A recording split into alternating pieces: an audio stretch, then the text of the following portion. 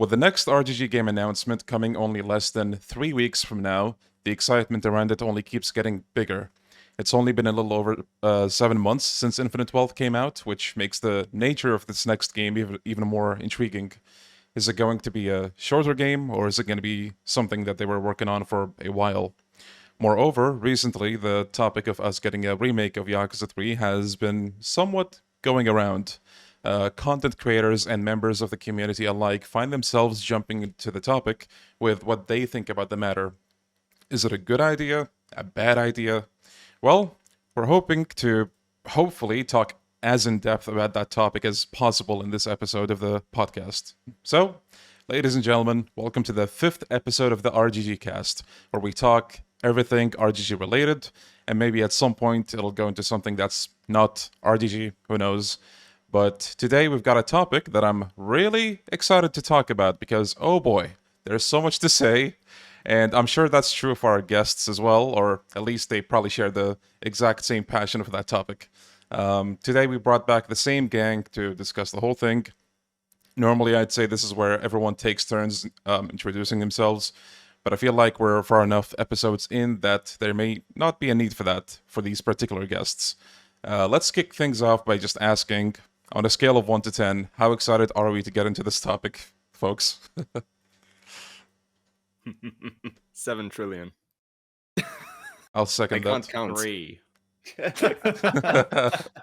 Somewhere in the middle. Cautiously optimistic. It's been something that I think like all of us talked about at least at some point, right? But I don't know. Kiwami 3 is just special. It doesn't stop being talked about. It always comes back. So here we are yet again. But before we actually get into the Kiwami 3 topic, you know, they officially announced the date for the RGG Summit, which is going to be September 20th, right? Yes. Yep. Right. So we know at the bare minimum there's going to be one game announcement. Now, is there going to be more? We don't know, but if they pull off another like first summit where they announce like, I don't know, 2 or 3 stuff, I mean, I think we'll all be happy, but we'll have to wait and see about how that goes. As to, you know, what the game could be, I think we talked about it briefly in the last episode, but did you guys change your, you know, speculations in any way, or is there something you want to add about that? Well, to kind of bring the hype a little bit, I think it was 2017, it was 16, 17, or 18. We had like a kind of a summit where RGG revealed K2, Lad, Fist of the North Star, which I ain't talking about that, and RGG Online. And then back in, it was 2022, I think you said, it was Ladishin, Gaiden, and officially Infinite Wealth, which we already knew about. And like the thing that was the interesting parallel between all of those and now, we had no idea what RGG was working on. And right now, we have no idea what RGG is working on. Yeah. So I'm kind of thinking maybe we get more than one announcement. I think there's going to be a segment dedicated to the TV show. I think there's going to be like a new trailer, and I'm actually excited for that. So, but I think we could get potentially 2 games. Yeah, that's reasonable, I think. Anything you want to add, Gokudoni or Snowiest, about all of that? Well, I think Froob was really, really right with that regard. Because from my angle, the one thing that I keep coming back to is the whole Yakuza Wars thing. But I feel that because of, I believe that it was only recently like set for copyright. So there's a small chance that we'll actually hear anything about it, because this might be the project that we'll get after the one that will just be announced, and maybe that other announcement that we may get. But yeah, currently I think that we'll just get an announcement for Judgment 3, and then one thing that will just be a title drop. So yeah.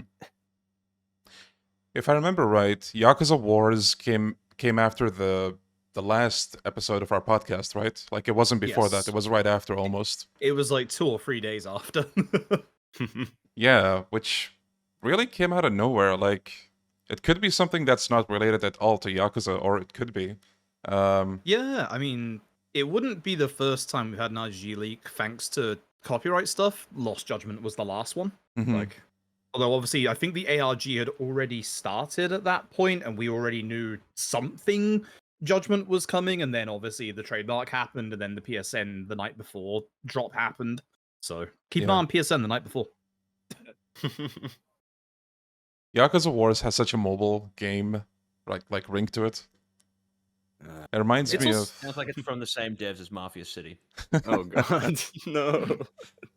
It's also the fact that it's a trademark in Japan, and they haven't used the Yakuza moniker in Japan before. Mhm. I think it's going to be, if it is related, I think it is going to be a subtitle. So Ryuga Gotoku Yakuza Wars, and in the West it'll be Yakuza Wars, like as the subtitle, Like a Dragon Yakuza Wars. Mhm. So it's just interesting that they would go back to that moniker, because it does feel like it makes sense with the TV show, you know, being Like a Dragon Yakuza, but it's like, it feels like RGG doesn't know how to actually like label their series right now. Mhm. They're going Yeah. back and forth a lot. You know what's interesting with that? That I thought the same thing because of the Kiwami Switch announcement. They didn't label it Mhm. like a Dragon Kiwami. They still Yeah. labeled it Yakuza Kiwami. Yeah. I can't believe I forgot to bring that up. Yeah, that's a thing now. I'm so happy about that. I know it's obviously like not the main focal point of what we're going to talk about. I think we've all said for years, like, yeah, 1 and 2 HD didn't do well on the Wii U. It's the Wii U. Like, I think the Wii U is a good piece of tech for Nintendo stuff, but outside of Nintendo stuff, it wasn't a good piece of tech. And like, yeah, 1 and 2 HD didn't do well, but 0 and K1 especially, they would run well on the Switch. Like, I think they are going to do well. Like, obviously 0, we don't know anything if that's coming, but I imagine it will do, because K1 is obviously first because of the TV series. Like, Mm. I do think that it's going to do well, and I hope it does well. Do we all feel like Zero's the neglected child at the moment? Yeah. A little bit. God, is- yeah. Yeah. I've seen somebody say something which I don't know if it could be true, it may not be, but maybe they're planning to retcon Zero in the show or in some way, and that's why they're. I don't know. It might be far fetched. I think they retcon a lot of things, to be fair. Yeah, Yeah. yeah. They did say the whole show is not going to be similar to the games already, didn't they? Yes, which I think is probably the right way to take it. I think the worst like game or anime to TV adaptations have tried to stick too rigidly to what the original is, Mhm. but then you have stuff like One Piece and like The Last of Us that actually like have taken the plot and expanded on it and done a good job of it. And then you have Fallout that's just taken the world building and expanded on that. So Yeah. I think it's basically how they take it. I think it will be okay. I don't think it'll be that bad. Yeah. Have you guys seen the behind the scenes footage of that show? Oh Yeah. yeah. It was awesome. I can't believe they built Kamurocho in like a set. Yeah, it's Yeah. pretty funny, but I guess it is understandable because then they could like very accurately recreate the game, Yeah. Yeah. True. and also they don't have to worry about like, hey, you actual person, get out of the shot. It's one of like, I don't know if it's like the biggest, but it's like one of like Kabukicho's like most popular areas for people to just walk through. So it's like, you know, it was never gonna work well. And I think there's I don't know exactly, but I know there's rules behind streaming or not streaming or filming in certain places. The Shibuya Scramble, for example, I know there's like laws behind that because the visual novel 428, which is fantastic by the way, all of their shots that they had, the Shibuya Scramble, apparently they had to like take those really quickly because they didn't have like permission to take those, and apparently they got in trouble with the police because of it. Damn. Oh yeah, that's a common thing there. Yep. Yeah, from what I've seen of like the behind the scenes footage, it seems like they're putting quite a bit of effort into it at least. So I think it might have some promise. It's really early to say, but it's coming in what was it, the end of October, right? Yes. Right. I kind of wish we didn't have to worry about copyright stuff because doing a watch along with your channel would be so awesome. Yeah, I'm really upset because Twitch had this really cool thing where you could do a watch party. I did it with all the Evangelion rebuild movies when they came out on Amazon Prime with the last one, and Twitch they basically sunset that feature, and now it's like I can't do that with my community. Damn. That sucks. So, what else about the show? I mean, it's coming at the end of next month, which also coincides with. I think it's the same day as the Switch release of Kiwami, isn't it? Yes. Yep. You know what? I'm gonna stream Kiwami Switch first before watching the show. Just stream the cutscenes and pretend it's the show. Just put the title streaming the Yakuza show. It's the Switch version of Kiwami. Yeah, but then YouTube's copyright system is gonna, mine everything. Jeez. Yeah. God, I hate the YouTube copyright system so much. As someone that's just started like doing YouTube live streams, yeah. Oh yeah, I'm sure you had a Yep. blast of that. I God. I love the fact that on Twitch I have no issues with karaoke, but the second I put on Bakami Tai as the music player in Infinite Oh, Wealth, God. hit completely. Like, okay, cool. Thanks. Did we talk about the whole, like, there was a point of time where, when Bakamitai blew up, a Turkish company tried to copyright claim me. I'm like, wait, what the hell are you doing here? It's not yours. That was the beginning of them retconning Yakuza 0. It started with the OST. Man, I really do hope YouTube somehow gets its shit together at some point, because I'm not too familiar with Twitch, but I think it does handle this kind of thing better, right? Like, if there's copyrighted tracks, it can just mute the segment. Yeah, it mutes it and then it comes up like afterwards. The entire VOD is muted. But the nice thing is in OBS we have a thing that we can do a separate audio track if you want to play like your own music, and that music doesn't go over to the VOD. You only get like the game audio, so that's Oh. really cool. But in-game audio is like that still gets hit, unfortunately. I've been hit during my 13-hour Persona 5 Royal speedrun of. When there's the loading transitions of like the people walking by, there's like police sirens in one of those bits, and it just got hit on a 5-second copyright of just a random ass YouTube video that had police sirens in it. It's just alright. My condolences, man. God damn. I think YouTube is trying to implement a feature like that now, if I remember right. It's like it's using AI to like make sure your commentary, if there's one, it doesn't like get removed with the music. But from what I heard, it's still very rough around the edges and it needs more work. Yeah. I would definitely just take, being able to mute the whole segment. I don't mind that. Yes. But I think the problem with that is, I think at the moment, if you want to do that, if the stream is above 6 hours, you can't do that. Or if a video is above 6 hours, you can't do that. You have to, you just have to sucks. deal with it. Yeah.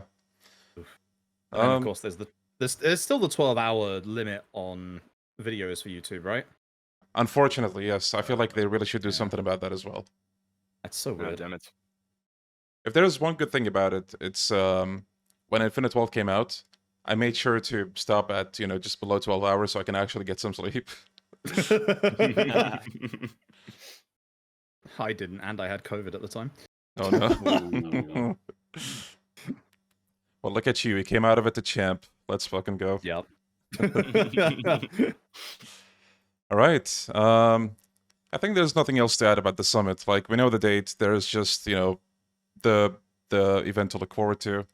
I really do hope we get more than one game announcement. I mean, I think all of us would hope for more Yakuza, right? Yeah. But yeah, It'd just be nice to get like a state of play for the not a Sony state of play, but a state of play of like, hey, this is what's coming, early 2025. This is what we're working on for like late 2025, early 2026. It'd be just nice. Yeah. Like I don't think any of us is expecting, and no one should expect LED 9. Like that's 4 Oh, no. years out. That's not happening anytime soon. Yeah. Like even as a rough confirmation, I think they've already like said something along the lines of like, yeah, it's gonna happen, but it's in 4 years. Mhm. Like no one should expect to see that or like the general idea of that. Like, but certainly like I think we're all hoping Judgment Free would be nice. Yes. One thing I was wondering actually, in terms of the summit, this is going to be a little bit of flack considering we're going to talk about K3. Uh-huh. How do people feel like a Zero remake for its anniversary? Yeah. Get rid of the You really gear want to tag. rile up the comment section, don't you? Listen, I've seen people talking about it, genuinely. we have like maybe 2 hours worth of debate here to rile people up. Just wait for that. We'll wait till they announce it and then everyone gets up in arms about it. Watch everyone be excited, actually, because it looks so good. Yeah. I would take a Zero too. Yeah, people have Yeah. been talking about that idea, actually. I think I wouldn't mind either. Who do you think would be a good candidate, though? Nishiki. Yeah.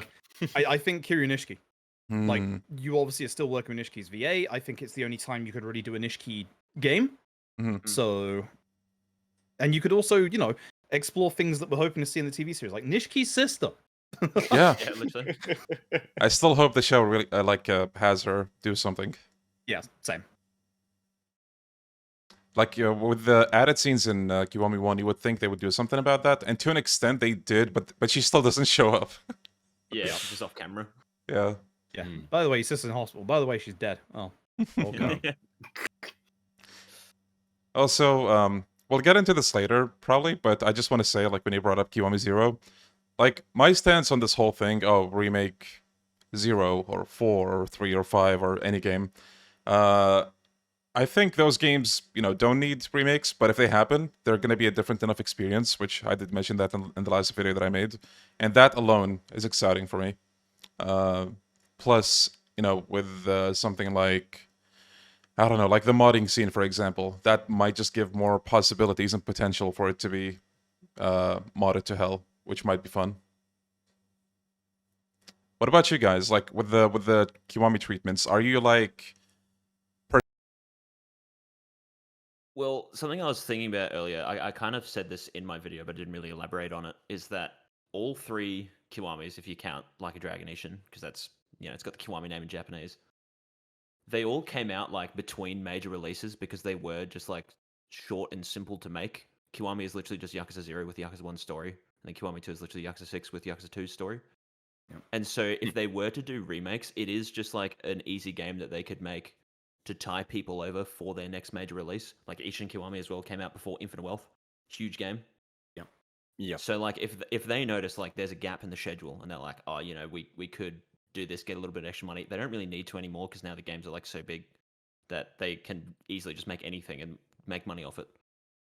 But a Kiwami game is just such like a straightforward, like, let's just copy all the assets from this game and then copy the story and then there you go, it's out by next year. So that's why, like, I think Kiwami 3 is just an easy, obvious choice. But if they never do it, it's understandable because they don't need to rely on like tying people over anymore. Yeah. And like kind of on that point, do you feel like it's too early for another Kiwami considering Ladishin was last year? Question mark? Yeah. Yeah, last year, started last year, which Yeah. doesn't feel like it. Feels like Yeah, it was right? like this year. Exactly.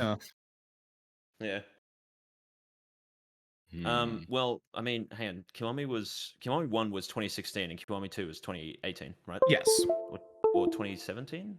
Or was It was revealed in 2017, I think, and then released in 2018. one I of think. those sorts of years. So there was like barely any time between Kiwami 1 and 2. Then again, they were already working on them in parallel. I think 6 and K2 were just like a joint deal already. If I Yeah, remember well, I mean, right... like Kiwami 2 as well, we know that they were working on it at the same time as Judgment. That's why it's got like half of its assets are Judgments. Yeah. Oh yeah. That's why Beta Yagami is also in Kiwami 2 is just chilling in the files.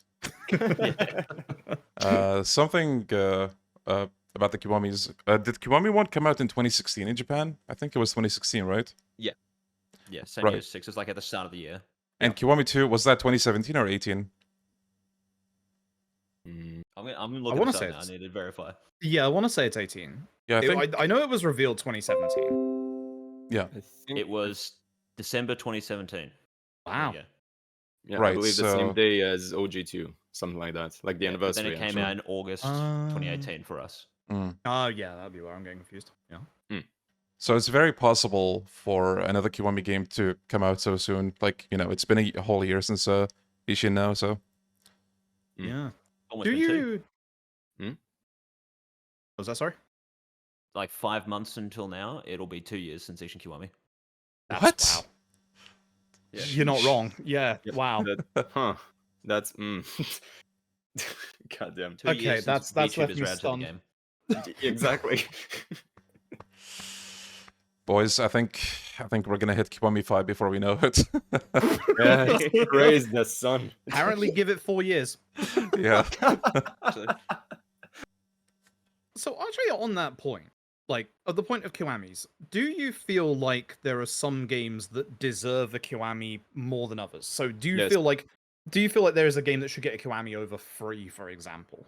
Yes, in fact, there's 4 of them. They're called Kenzan, Dead Souls, Kuroki 1, and Kuroki 2. For the love of God! Okay, hold Yeah. on. Sorry to stop you. This is a topic that's coming for later. We want to save it for Oh, then. my bad. No, it's Oh, fine. my It's bad. fine. No, it's okay. But to give you a short answer, I would much rather have a Kiwami of one of those games. And depending on who you ask, you will get a different answer, right? Like, Yeah. almost nobody is gonna agree on this because there's so many games that could use like the Kiwami treatment. It's not just 3, 4, 5. There's again Kuroyo, Dead Souls, Kenzan, and and Well, Kiwami. And Yes. Kiwami, yes. And thank Zero. you. And the Majima saga also. True. Oh god.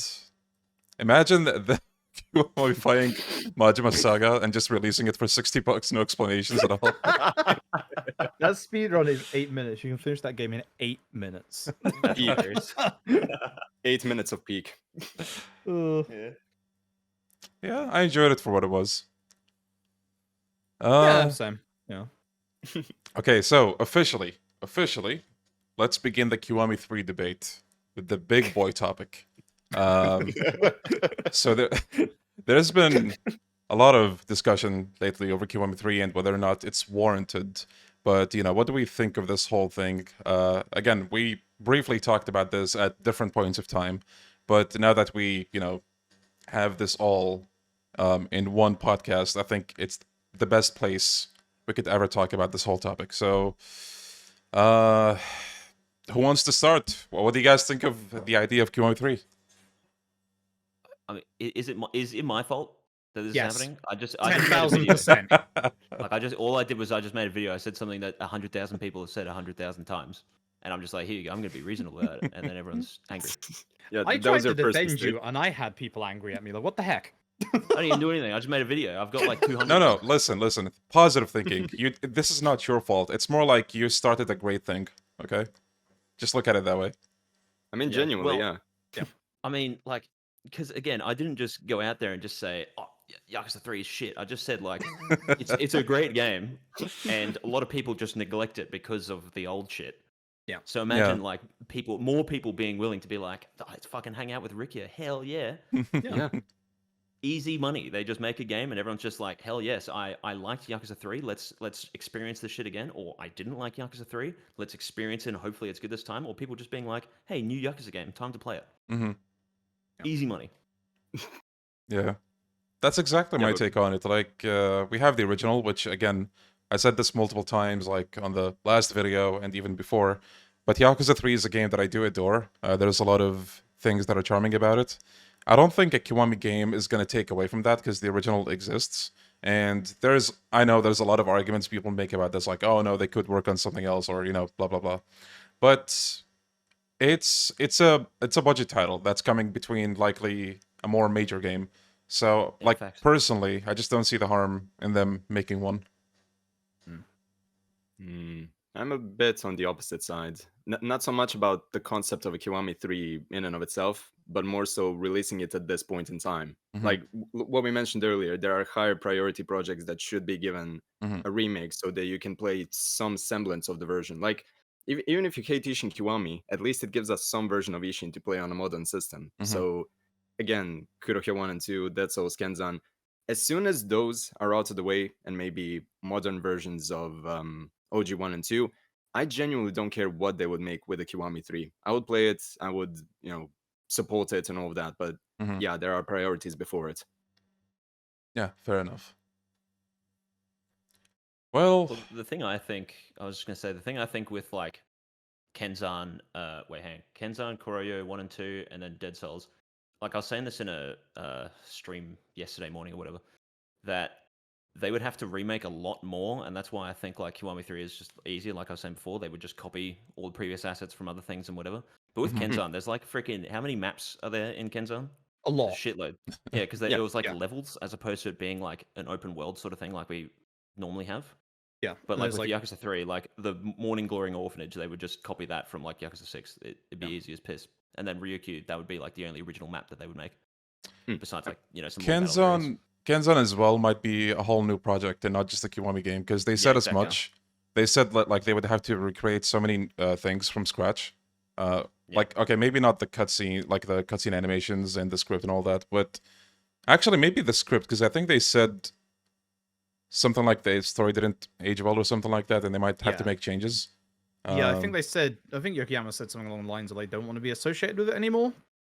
So, but then also might be the off on gameplay that as well, because like there's no other game that has like all those fighting styles and stuff. Yeah, Kenzan's such a unique experience. Like it's you don't get your traditional level up stuff. You level up and you get like HP, attack, combo sometimes. Like it's it's much more streamlined and it's much more fluid. Weirdly, and it's also the first game that has ragdolls. It's weird. Yeah, like Kenzan.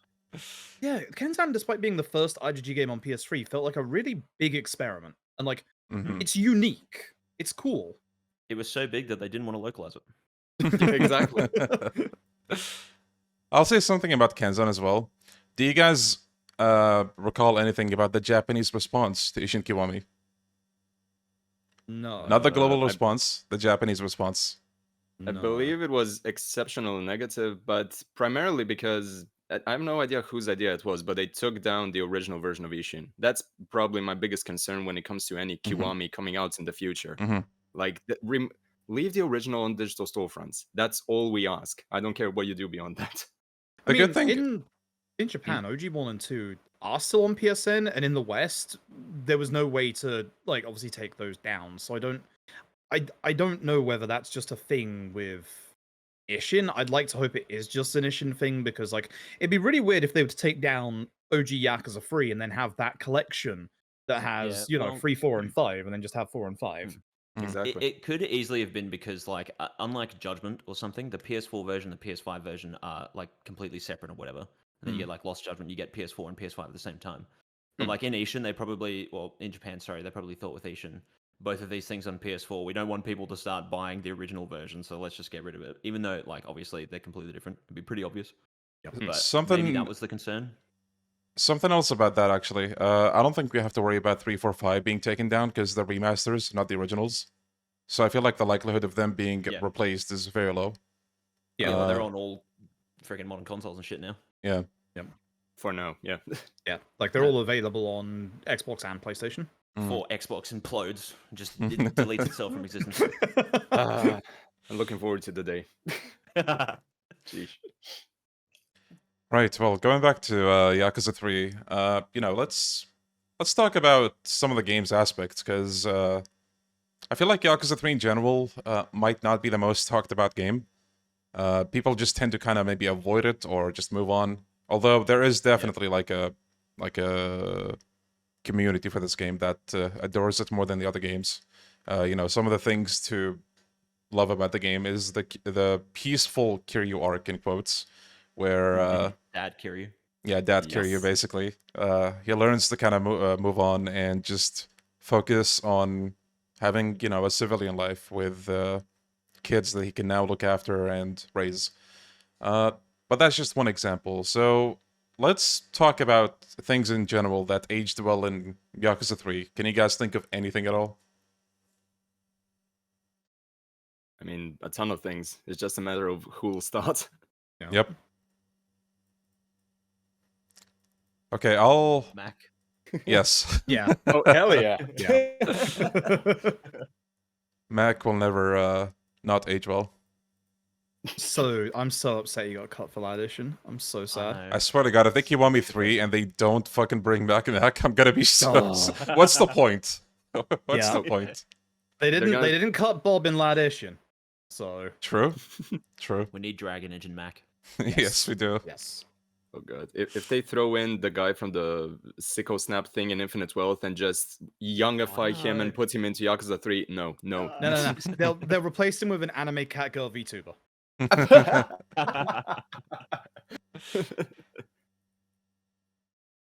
One of my favorite things about Yakuza 3 is the revelations. I think they're really cool. Yeah. Like going back to the games and just looking at the ridiculous cutscenes and the moves you learn from them. I love that thing about Yakuza 3. And also the fact that you have not just Kamurocho, but also Okinawa. Okinawa's fucking Yes. amazing. It's beautiful. Yeah. Yes. The beach area, even though it's pretty small, is pretty beautiful to look at. And that's probably Very one of unique the setting highlights. until Infinite Wealth, really. Yeah, Mm. yeah. One of the highlights to look forward to for me would be the beach in Dragon Engine if it gets Kiwami'd. Oh, you could go fishing, run like through the into the water. sea. Yeah. Oh. Yeah, hell yeah. I want to see downtown Ryukyu when the sun is setting. I think it would Oh, be beautiful. Yes. Yeah, dude. Yes. What else? I mean, just Do you the general guys- Do atmosphere. you guys remember the Mhm. river in Ryukyu, by the way, that's like up on the north side? Oh yeah. Yes. I forgot about this, but like north of that little like bridge thing, there's just a road that's just blocked for no reason. Yep. Right. But then south of that, there's a road that's the exact same pathway, and if they make a Kiwami 3, they can actually unblock that because why was why did they block that? Doesn't make any sense. Yeah. Yeah, hopefully they do look at things like that when the time comes. Because I'm pretty sure they did say Kiwami 3 is inevitable at this point, right? They will do it. Yes. Yeah, It's they're just like, that- we know Yeah. people are expecting Kiwami 3, yada yada. And Yeah. people are gonna go, oh, but that was during an April Fool's stream. But like, Yokoyama wasn't like joking at the time, and like the conversation was very serious when Yokoyama said, our next game isn't K3, but it's gonna happen at some point. It's like, Mhm. I know Yokoyama likes to troll and joke a lot. I think that's a genuinely serious statement. For Yeah. once. I mean, yeah, like we shouldn't take anything he says at face value. But then again, how many times is he contradicting himself? Maybe deliberately, maybe to misdirect the audience. But between Yakuza is not a Yakuza is not a series for a family system like the Switch, and then we get that. Or I don't know, like there's so many instances where he's just like, oh yeah, we're not gonna do that, or maybe we're done looking back. Anyway, here's a new remake that we're discussing. Like anything's off at this point. Something else that I do like about Yakuza 3 as well is how do I say? Well, it was the game that had the karaoke debut. That was really good, Yeah. and it went on to be the best things about the franchise. Yes. One of the most iconic things. Had a lot of like really good mini games actually that it introduced. Yeah. The original version of Golf, probably not a fan favorite, but I love the way that it looks. Hey, I tell you what, the redone billiards that are in Gaiden would be much better in free Kiwami 3 than the original billiards in free remaster. Agreed. Agreed. I Ugh. platinumed that thing. I still have nightmares over it. Yep. Yep. All sub stories for Yakuza 3 requires us to do the billiards, and it's just like, nope. But yeah, also one thing. While I'm usually against the idea of, let's say, replacing a minigame that was unique to one game and then throwing in a more modern substitute. In Mhm. this instance, if we can get rid of the stupid, what's it called, hostess maker thing, Yeah. throw in whatever you want. I don't want to be near that place. I genuinely, and I think people would complain about this, I think they would put Cabaret, as in Zero and K2's Cabaret, back in Yes, again. I can see that happening as well. Wouldn't surprise me. Yeah, like people love that version, or a lot of people love that version of Cabaret, not everybody. Mhm. And like it's so easy to take that and just put that into another game, especially when they already have it running in, the Dragon Engine in K2. Like Mhm. you just have to you don't even have to make the storyline connected to Yuki, Koyuki, etc. Like Yeah. you can just have a whole like bunch of Okinawan They hostesses. freaking will though. Yeah, they Yeah, will. oh, they Yeah, will. that's the issue. Yeah. But what if they tie it to Lost Paradise for no reason? No. Let's fucking go. Kenshira's just at the front door for no reason. Yeah, exactly. He's the replacement for Bob. He gives you all of the premium adventure packs. You Like, you beat have the all these- Cabaret and then you fight him. You have all these That'd be NPCs cool, that though. There's all these NPCs that look the same, and then there's just Kenshiro standing out with no explanation at all. They literally And just shoulders above import. everybody else. They import the old model from the old engine. They don't add anything up. He's just there. Just cell shaded, just standing there. You know, the idea of having a Kenshiro skin in one of these games, I don't mind at all. Just let it happen. Yeah. I'll play as it. Yeah. What else did Yakuza? Oh yeah, Yakuza 3 basically had the IF7 minigame, right? Yeah. I think that was the first appearance of it. Yeah, and I think that was the only way to fight Hamazaki, wasn't it? He was like a secret boss in that. That was that was in Oh, the deleted stuff. Wait, that was the DLC thing where you could roam around the city. I Yeah. think it had like a boss rush. you So maybe talked there? to the fortune teller lady. Yeah. Well, yeah, maybe they could throw Yeah. him in. Yeah, all those bonus modes are really, really cool. Man, that's something I wish more games had. You know, just like an arcadey roam around the city, find these bosses and fight them kind of thing, and also like a tournament with all the bosses from the game. And then there's a Yeah. tag version as well. Oh, that was Really good beautiful. stuff. Yeah. Yeah. Okay, what do you think of the weaknesses of Yakuza 3? None.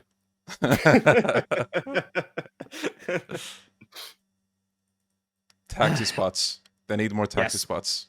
Oh I- yeah. Literally, you only have in Kamurocho the exact same taxi spots from the original games, but RGG do that thing again where despite the fact there's only like 2 of them because you're using one of the 3, they've reversed the order of which they actually appear in if you use the one on Nakamichi. Why Oh, do you God. keep doing this, RGG? If But they yeah, bring at least like K2 had obviously the extended taxi list in the Dragon Engine, so Yeah. I'd expect a K3 to do exactly the same. if they like bring the taxi same anywhere fast from- travel from Infinite Wealth into 3, Yeah. let's Ooh. go. Mm. Ooh. Like that's the good thing about like a potential Kiwami if they give it the budget and the quality of life that it needs. Because I will argue until the sun goes down that Ladishin didn't have the quality of life that it actually needed.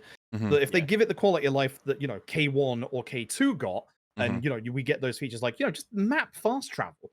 Like Mhm. it's so nice in Infinite Wealth. Like It just really little is, things yeah. like that. Yeah. They don't. I mean, this is such a small thing, but something else they could add is the way you could hover over shops on the map in Infinite Wealth, Yes. and it would show you what Yeah. the shop has to sell. They could add that to Kiwami 3 as well. Yeah, it shows you your completion list stuff like restaurant meals and stuff. Yeah, So nice. yeah. Mm. Also, Well, Also, actually, that's an improvement. Get rid of minigame master trophy. Thank you. yes. Yeah. Oh no, but they're gonna put 100% completion. They're gonna go Hall of Famer instead of just minigame master. 100% complete is such a Lost Paradise moment, the Japanese version. Oh, I'm so glad. Don't remind me. And we still have the nasty stuff with the Destiny Talisman trophies, but at the very least, thank God the completion list is only 50% in the West. I don't know Yep. why they changed it to 50% in the West, but thank you for that. Yeah, that single-handedly chopped off 50 hours of playtime for me. I can't thank them enough. Somebody in the dev team probably liked getting achievements, and they were like, you know what? I got you guys. Actually, do you think a K3 would have a 100% completion, considering the more recent RGG games haven't had 100% completion for a long Mm, time? Yeah, I think true. the last one was Lost Judgment for everything in the Yeah. Town Go stuff. But then again, K2 had it, and K1 Yeah. had it, and Ishin Kiwami had it. Gaiden did not, which is wild, because Gaiden would have been such a good game to have it. Yeah. It took me 2 days to platinum Gaiden. Right? Sweet. This is not a weakness per se, but this is just something about the Dragon Engine in general. But the idea that you'll be able to skip all the dialogue like much Yeah. faster. This Yeah, is something thank you. Oh Yakuza my 5 God. would benefit more from the most. But Oh yeah. Here's- you know, Here's we're talking the about 3. Here is the danger. And Mm. this pertains to something that I really want to talk about later, is the type of Kiwami. Because with K1, it follows the same kind of rules as the PS4 stuff, where all CG cutscenes are skippable, but some dialogue is actually skippable. Mhm. Lad Ishin doesn't change anything. With Lad Ishin, none of the cutscenes are skippable, even though it's like obviously a new engine in the Unreal Engine. They've added 3 new cutscenes that are skippable. They're all the long boss intros. So the Izo fight in the end game, the very final boss fight, and one of the earlier boss fights. But that's it. There's no other extra skippable cutscenes. And that's my big fear for a K3, is that it will be more like Ladishin, where they will only shove it in, say, Unreal or Dragon Engine and just do nothing with it and give it a fresh coat of paint, which is what people don't want, instead of giving us this little extra stuff of, like, skippable dialogue for a second playthrough, or, speedrun hi, hello. I really, mean- really, really hoping it won't get the Unreal treatment. But Yeah, that's well, the thing. 'cause- I was just gonna say, with Ishin Kiwami, it really was just a game for the West, and Yes. they were like, "Oh, Ishin True. still perfectly holds up fine today. Fuck it, let's not remake anything. Just put it in Unreal Engine." And, like, the thing is, I think it does, and I think it did, but I also don't think it did. Like, it needed that little bit of extra quality of life. I will Yeah. defend Ladishin until the day I die about its accessibility options. The accessibility options in that game are phenomenal and still haven't actually been hit by any other RGG game. But on the other side of things, we got 1 extra palanquin at the blacksmith. That's nice for the 100% grind, even though they made the 100% grind worse. That's a completely different thing. But they just needed that little bit extra. Why in the year 2022, I guess it was, or 2023, do we not have the final sprint upgrade, if you still want to keep them in the game, unlimited sprint, especially with I how know. big that Yeah. map They is? did- And they made it a toggle, but they didn't add the R2 button as a freaking sprint button like they used to. So Exactly. now Yeah, you try exactly. to sprint and you talk to someone. Yep, exactly. And that's my big fear for a K3. That's just my biggest fear. Like, I mean, yeah, that would be the biggest issue, because from my experience, the people who were, or at least over the years, the most vocal over a K3 weren't people who enjoyed the original so much that they wanted to re-experience it. It was people who actively considered the game shit. Yeah. So if we call something a Kiwami 3 and someone doesn't even play it, and they'll just say, "Wow, this is just like the original. Huh, I guess the game was so bad that not even a remake could fix it." And there you have it. yeah, like, I don't know whether this is the place to mention it or not. I have a giant pet peeve with the community at large over the term blockuser. It's not Same. strictly wrong, and I'm not gonna, argue against, like, the actual term itself, because, it is not technically wrong. But here's the thing. A K3 absolutely fixes the combat, or I say fixes, that's the wrong word. It changes up the combat. In some ways better, some ways worse. I would say K1's combat is a little better than OG1's. I would say K2's is worse than OG2's. But that's the thing that people want, mention the most, is that they don't like freeze combat. I'm a Yakuza free apologist. I love Yakuza freeze combat. I love the fact it wants you to be a bit more meticulous, counter more, bound enemies off walls more. But if you just take Yakuza free, put it in Unreal like you did with Ishin Kiwami, that's against the entire point of why people want a K3. Yeah. Completely. And then they add the cards and the powers and stuff. Yeah. Oh god, no. Let's go. Never again. That's the only issue. Like, and that's, I guess that's something we'll talk about later with the Kiwami segment, where not necessarily everything they've added to the Kiwami games has been good. Agreed. Like, I think they tweak and fiddle a bit too much. I actually didn't mind the Trooper card stuff in Ladishin that much, but I don't think they fully realized it. Like, you could have had some real depth to that, and it just turned into spam superpowers, essentially. Also, it Get ruined the Baseball balancing. Man with his ability to slow down time. Shinada confirmed the strongest in the RGG universe, thank you. Yes. Shinada and Yagami, the only 2 people that can stop time. Oh, hell yeah. Just to reply to what you said, Gokudoni, I wouldn't know if I would say it's the problem with the cards as much as it is whoever rebalanced the whole game. Like, you could have kept the cards the way they are, but the game got butchered in terms of combat. Why does everybody why does everybody have hyper armor all of a sudden? Yeah. That plus 7,000 damage, plus your health will just be 1 mega, like a picopixel of an upgrade of a health item that you have on the upgrade, because it's expected that you have the cards to give you most of your health. It's like, You get no, like 10 health from an upgrade, and then a card gives you like 1,000. thank you. Yeah. I will say, one thing balance-wise that Ladishin did well, giving you weapons. At least swords. Because you can go through, like, obviously for speedruns we do this, you can go through the original OG Ishin without any upgrades on your sword at all, and you'll be completely fine. But the nice thing is in Laddition and the rebalance is that you need to keep constantly refreshing your armor, your equipment, and the nice thing is the game at least gives you swords after pretty much most major boss fights. But that's the other issue. Swords. Once you get the loincloth from the Chapter 2 bathhouse fight, you get no upgrades for Brawler. Yeah. It Oh, drops God. off so hard. Yeah. Yeah, well, I the still sword was think- so powerful that it made Wild Dance usable. Okay, which style did you guys find to be the most difficult to use in Ishin Kiwami? Brawler. I actually I knew the think secrets of Brawler. Brawler. I think Brawler actually got big upgrades from OG. I'm The gonna say parry window Swordsman. was extended so Yeah, much. Yeah. It was absurd. I It's like a shame the invincibility Swordsman. is like 1 second. Yeah. I like Swordsman because of the fact that they fixed that full combo that would usually miss in OG Ishin. Mhm. But honestly, yeah. Like they did a lot of like small gameplay improvements with Gunslinger, for example. In the original, you had to learn an upgrade to be able to use your like actual like enhanced bullets that you can equip, like your fire, your acid, etc. You had to like learn an upgrade, but you have that by default in Laddition, and it also gives you way more bullets at the start to play around with that, which is nice. Like there is some weird, like as you were saying, there's some weird balancing stuff in Laddition where some things are a lot nicer, and then some things just drop off so hardcore. Like, Yeah. it's weird. With Swordsman in particular, I found that, in the original Ishin, it was the style that allows you to deal, like, the heavy blows, like, breaking guards, having impact, But in Ishin Kiwami, I found that, at least with a lot of bosses, that you break their guard, but then if they decide to have hyper armor, then your combo's gone. Like, there's just nothing to it. I wasn't going to mention them, but the enemies in Laddition that don't exist in OG Ishin. The Why? giants. Yeah, why? Yeah.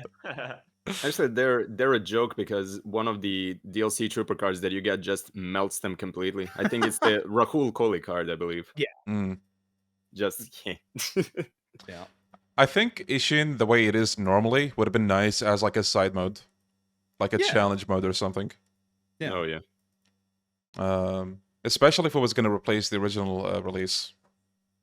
Yeah, at which point, like, a lot of people will probably just say, oh, just don't use the cards. But the issue is the bosses are also all completely different because they now have, massive giant power-ups. Like, every single boss has, like, a quotation marks super attack, Yeah. so to say. I mean, everything is balanced around them. You can't really not use them. You're gonna have an inferior experience because of it. It's not the superpowers that are the issue, but the numbers associated with everything. Yeah. Here's what I'm wondering about. Now, this is what Yokoyama said, so whether or not you believe him, that's up to you. But he said that the original Ishin was actually intended to have these cards outside of the dungeons. So what I'm wondering is, if the original Ishin came out that way, would people still love Ishin as much as they do? Yes and no. Because behind what he's saying, the cards in the original weren't as over the top as they are in Laddition. That, yeah. Yeah, that does make sense. I enjoyed Ishin. I think even with the shortcomings of the combat compared to the original, it gave us a game that a lot of us wanted to experience outside of Japan. We may import the game, but having the game in a language you fully understand is another experience. And I'm glad that we have it, but at the same time, it definitely could have been better. I get that they maybe wanted to experiment with the engine because it's like a spin-off. But at the same time, I think what might upset people is the fact that they're experimenting with a spin-off that already is based on, an original copy. So if they were to experiment with a new spin-off, then I think people wouldn't mind as much. But because people already knew Ishin in a specific way, with the original, and then seeing them experiment with all of that and kind of taking away what made the original special, that's probably what caused most of the backlash. Yeah, like anytime I talk about Laddition, I sound like I'm moaning about the game. I love the fact the game came out. I love the fact that Same. it came out in the West. We needed it feels like a game for the West rather than a proper Kiwami. I don't know. Well, if that's why all the proper is guest the trooper right cards word. are all like Americans. Yeah, Yeah. Besides Like- Rufus. Yeah, and it's like, honestly, I'm so glad they brought it out. It's still like a 7 or 8 out of 10 for me. It just needed Mhm. more time in the oven. Like, Yeah. Great a source couple- material.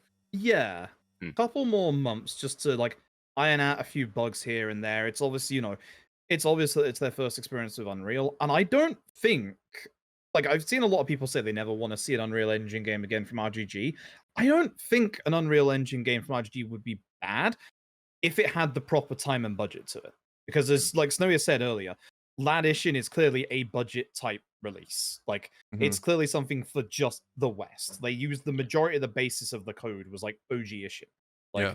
I think that a full from the ground up, even with reused assets from other games, like game by RGG and Unreal, can be good.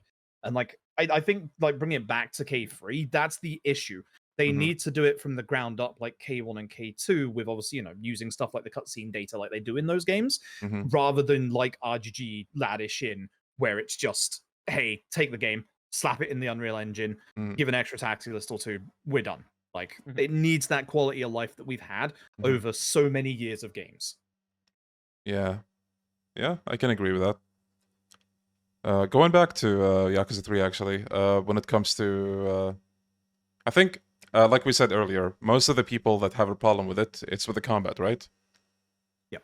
So, if they... how do I say this? Would you guys say the combat is limited in Yakuza 3? Not really. I want to say no, but I also want to say yes, because of the fact that, like, there's some weird things in Yakuza 3 where you can't normal combo enemies when they're on the floor. You can in, like, Yeah. Yakuza 4, but there's such a weird thing about if an enemy is on the floor in Yakuza 3, you can't even hit them with, like, weapons. If you do, like, the stomp on them, then Yes. yeah, it'll hit them. Yes. Like, you Yeah, and then they can't become free invincible as flow. they're standing up. Yes, yeah, it's you can't free flow like you can in, like, any game afterwards. Yeah, that's one of the best things to come out of games like 5 onwards, where if there's any quote unquote state that the enemy's in, you can still hit them and you can still do heat actions. In 3 and 4, you can't do that. L2 as well. Yes. Disable Yeah. use of heat. Yes. Yes. Yes. Amazing feature that 5 That- added. That was not Yep. in 3, and it's painful going back to a game that doesn't have that because it's really handy. Yeah. I reset the camera and do a hit action. I'm like, fuck.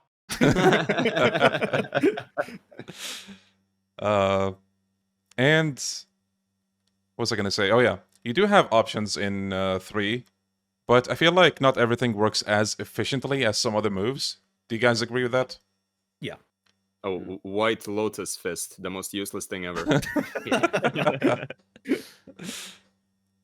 I love how, despite it being the way it is, it came back in 2, 3, 4, and 5. Did it come back in 5? I don't know if it's in 5. Right, until 4 then. Yeah. Yeah, I don't know if I ever. Someone on the team loves that move. It looks cool, but you're standing still for like 10 seconds. Yep. Bring back the cigarette heat action. Yes. Let's do that Yes. in whatever a Kiwami-fying is. I mean, they got the Gaiden explosive. That's close enough, right? I mean, yeah. Just imagine if they accidentally give him the explosive in that heat action. Q spits it out and it hits the guy in the face and bang. Here he goes flying. Oh, Ragdoll, my beloved. I think a lot of people, okay, maybe not a lot of people, but people who aren't fond of Kiwami 2, and I also have my problems with Kiwami 2's combat. I think there's this sort of like trauma from that game because of like the early beginnings of the Dragon Engine and how the combat is like in that game. Yeah. But I feel like at this point of time, we've like the Dragon Engine really has come so far. Look at Lost Judgment's combat. Like Yagami can pull out some insane shit, and it looks so cool. Yep.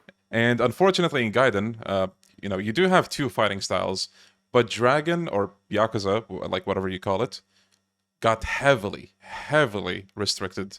So, in a way, Kiryu couldn't realize his full potential in that game.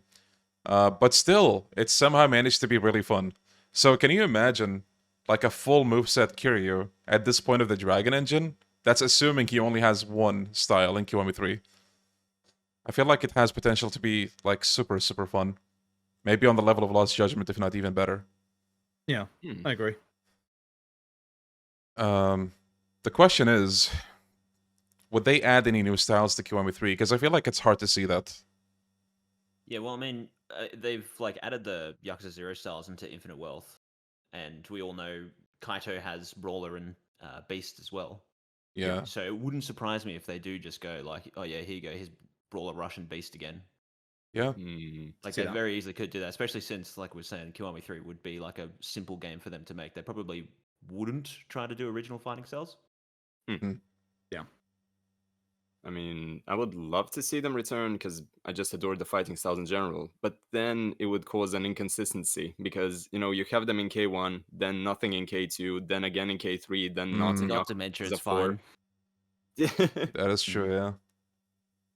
And the trouble is, if you add it to K3, and we talk about a hypothetical K4 in the future, you have 4 different characters. Does Kiryu just get like 3 different fighting styles, and everybody else just Guys, gets Everyone has nothing? one. what if everybody has 4 fighting styles? No way, right? Yes. Oh. Tanimura gets his normal fighting style and Viper. Double the counter. Counter. Yeah. Akiyama finally gets the hand style. Oh god, no. His Akiyama- other style is gonna be boxer. No one's gonna Yes, elaborate. imagine. Yeah. Just switch from like full-on kicking to just like these small punches. Saitama gets Breaker just because no one's expecting Saitama to start breakdancing in the prison. That'd be hilarious.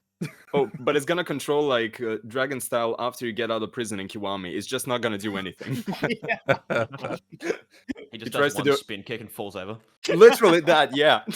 Oh shit, guys! What if Sajima gets Majima everywhere, and that's how he unlocks his original style? Oh my Oh god, no, no.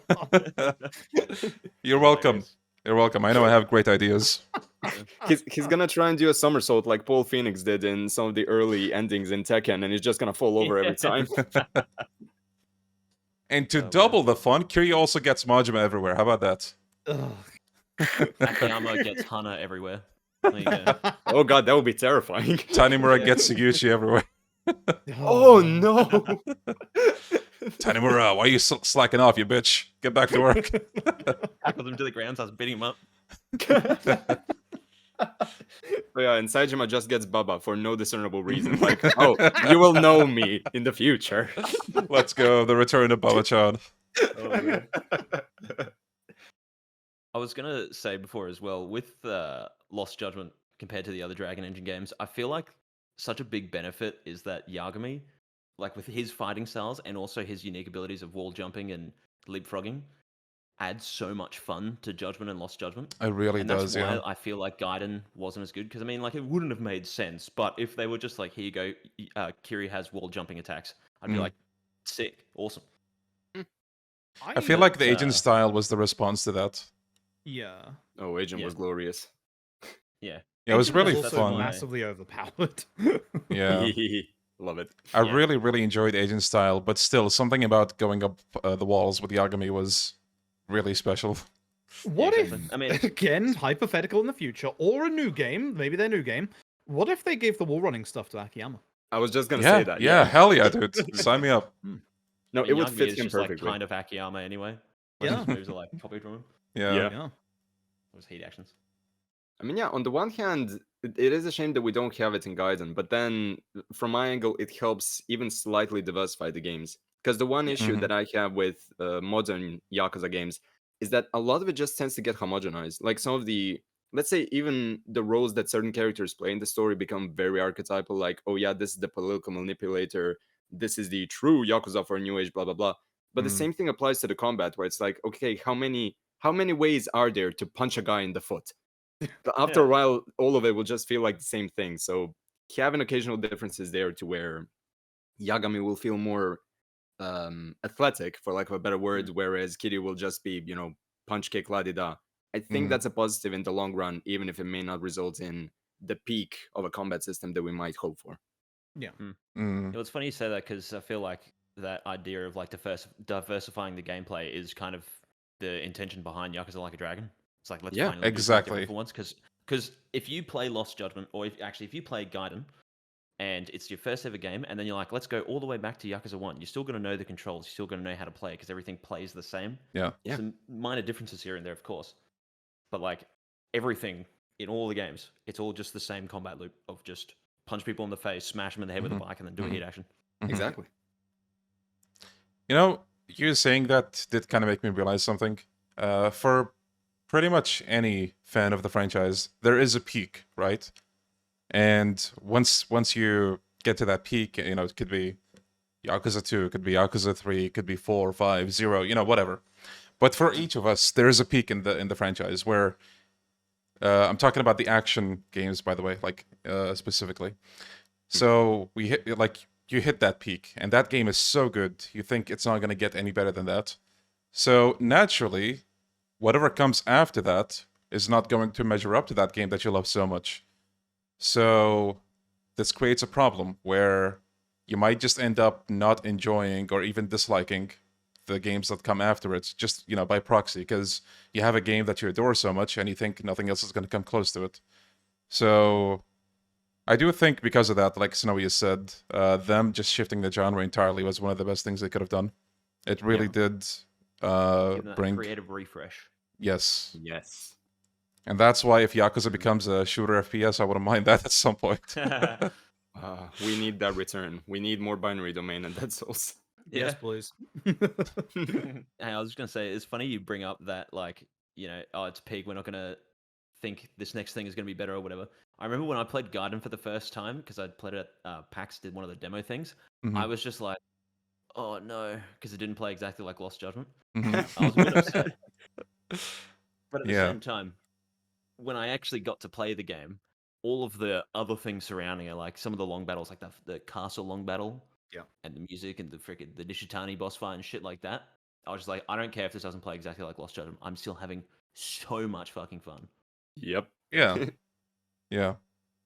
That's basically how I take these games. You know, for what it's worth, a game might be inferior or superior compared to another one, but am I having fun with the Still fun. game? If I am, then that's really all that matters to me. That's why if Yakuza 3 was literally the only game they ever made, people would be like, this is one of the freaking best games of all time. But it's not, 'cause Exactly. there's so many other Yep. games that we can compare it to that we go, we know where they failed because we've seen it. Yeah. Some people don't accept that. Some people think it's perfect, and it's like, come on, be a bit reasonable here. Yeah. Something I'm curious to know what you guys have to say about. If they make a Kiwami 3, what do you think is like the top things that you're afraid of butchering, I guess? Oh, that's a long list. Yeah, I could tell you're not enthusiastic about the idea, so you start. Okay. Well, putting aside the prospect of an Unreal Engine, because yeah, that would just screw up everything. Mhm. Yeah. But I don't know. Like, there's some of the more general stuff, like a lack of unique environments, or removing OSCs, or alternatively, removing some of the iconic lines like "I never pegged you," ... or the rough line. But yeah, putting all of that stuff aside, one thing that I'm like both optimistic and pessimistic about is how they would alter the story. Because even if they keep most of the stuff identical, they need to do some rewrites because there were certain character deaths that were retconned down the line. So they could screw that up because it's like, oh yeah, the one boss fight with, I guess this is technically spoilers, but you know, Lao Ka Long. Mhm. And he directly gets shot, and it's like, okay, how do you make it out so that the conversation Harry between spoiled it. Kiryu, yeah, like I don't know, between that and some of the other scenes that we can't really get into because you know, infinite wealth, blah blah blah, Mhm. there could be issues with that, to where they don't justify it enough, and then it ruins the initial value of the story, implying that the retcons themselves didn't ruin it. But Mm. that, and then also adding material that references popular characters or remakes something that is popular rather than something unique to Yakuza 3. So I don't know, if we get instead of getting like a Mine saga or whatever, we just get something else for Majima or Kiryu. Like, dude, focus on the things that are unique to 3. That's yeah. I could go on, but that's kind of the biggest things. Also, the reuse of, like, if we remove something like Boxelios, I don't want a 17th version of Virtua Fighter 2 and 5 to be in its place. Like, bring back bowling and the weird please. iteration of golf and the weird iteration of fishing, so that we have Please more bring back people bowling. raging out over the tuna and that type of stuff. So yeah. You know, you make a case for the game being a little too faithful to the point where it frustrates people. I don't know if that's a good thing. I mean, look, as far as I'm concerned, even something like the combat, like, does it have flaws? Yes, significant ones. But I've always seen 3 as kind of a breaking point for the story, where it's like, it does expect more of you than an average game. It's significantly less beginner friendly. But if you persevere through it, you will have so much more appreciation for everything that makes Yakuza what it is, including the combat. Because there's so many people that, and I love that Snowy has pointed this out in this video, because it's the perfect example, where it's like everyone will repeat the rush combo of, that ends in a guard break, and they'll be like, the combat's so boring, I keep repeating the same thing. Then you'll have certain people say, oh, we'll just grab. But then that particular response also equates to just spamming. Like, the game tells you have multiple tools, but you shouldn't overly rely on them. And until you accept that fact, you're gonna hate that game. That's kind of what it boils down to. So it's like, does it expect more? Yes. But if you stick with it, even if you may not like it by the end, it will elevate the other games because of it. So yeah, that's the end of the rant, officially. Okay, well, let's say, I mean, going by Kiwami-1 and 2, I would normally assume that the story is going to be one-to-one, no changes. If they add anything, it's going to be something similar to Kiwami-1, I believe, where I think at the very end they added a cutscene between Kiryu and Haruka, right? As they walk off to the credits. Yeah. I can see them adding maybe a little bit for Rikia, just to like add some emotional value. But I think what we got is really more than enough already. Yeah, honestly. I don't know where they would squeeze in stuff, to be honest. I kind of want to, and I think this would probably be too much work for what a Kiwami is and what like a kind of budgeted release would be. But I wouldn't mind if they took the stuff with the kids, which is such a big part of chapters 3, 4, and 10. Like, either leave that in or take that out, and then have this system where you can like hang out with each of the kids individually and do like individual stories of the kids, like you can with Haruka. mini games. Yeah, exactly. Like, and then just have like a system where you'll get rewarded based on that somehow. Like, and then that way people can just get on with the story, apart from chapter 9 where you're only in the story. Because there's definite pacing issues to Yakuza 3. Like, oh yeah, the plot starts kicking off, and then all of a sudden you get to chapter 4, and it's like, I gotta hang out with the kids. We're off to Kamurocho. Wait, we're gonna go to the market. Wait, here's Mac. Like, as much as I love Mac. And then as soon as you get back in chapter 10, it's like, all right, my secretary is going to be in a meeting for like a day. Don't worry about it. Actually, it's like 2 or 3 days, you jackass. But cool. Yeah. I think the one thing that I have a big fear of is, and this is going to sound weird, because again, I agree with Velian. I don't think they're going to change up the plot in any way. I think they're going to make Rikia worse. Like, the thing that gets me is that Rikia's VA is the same as Yuta's from Yakuza 6. He had a pretty big backlash to, there was a pretty big backlash to Yuta's character in Yakuza 6. But it's also the fact that the actor might be a bit too expensive to get back. So I'm kind of wondering whether they recast him. Not to mention they are definitely going to be recasting Kanda's actor, who was Nagamo's, who, as we all know, whoops-a-daisy. Nagamo couldn't make it today, Kiryu. Just ignore it. Here's Bob. Fight Bob instead. Yeah. I completely forgot about the Kanda voice actor thing. Yeah.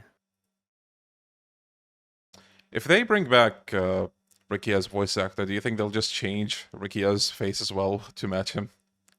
I don't think so, because then you'd that would be have weird. Yuta. Yeah. Like, yeah. What if they replaced Hamazaki with Kuze again just for the West? Bruh. Oh They god. replaced Hamazaki with Pierre Taki. Oh shit. No. What if Hamazaki gets his boss fight this time? That would be cool. I don't know where you would put it. But Same. that would be cool. Oh, Same. just replace the whole Riki mask segment, or rather one of the I need to keep doing stuff at the orphanage. Just intersplice a bit of Hamazaki in there. Like, there's more content present. Yeah, add a set piece. Yeah. Like you Yeah, can but- come up with something like Hamazaki's kidnapped Haruka for the X amount of time. You know, something simple, like whatever. No, it's the ending where he comes up to Kiryu and Kiryu's like, "You have a second chance." There's a boss fight. You just instantly get stabbed.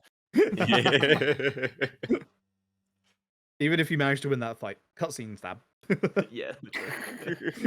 Dragon Engine Hamazaki eating that duck head is gonna be cursed as hell. Oh no! Also, the poor guy gets his hand stabbed on the plane by Mine. Oh yeah. Peak. Oh god, the phone scene. Oh. Hell yeah, dude. Mine destroying the orphanage in Dragon Engine. Let's go.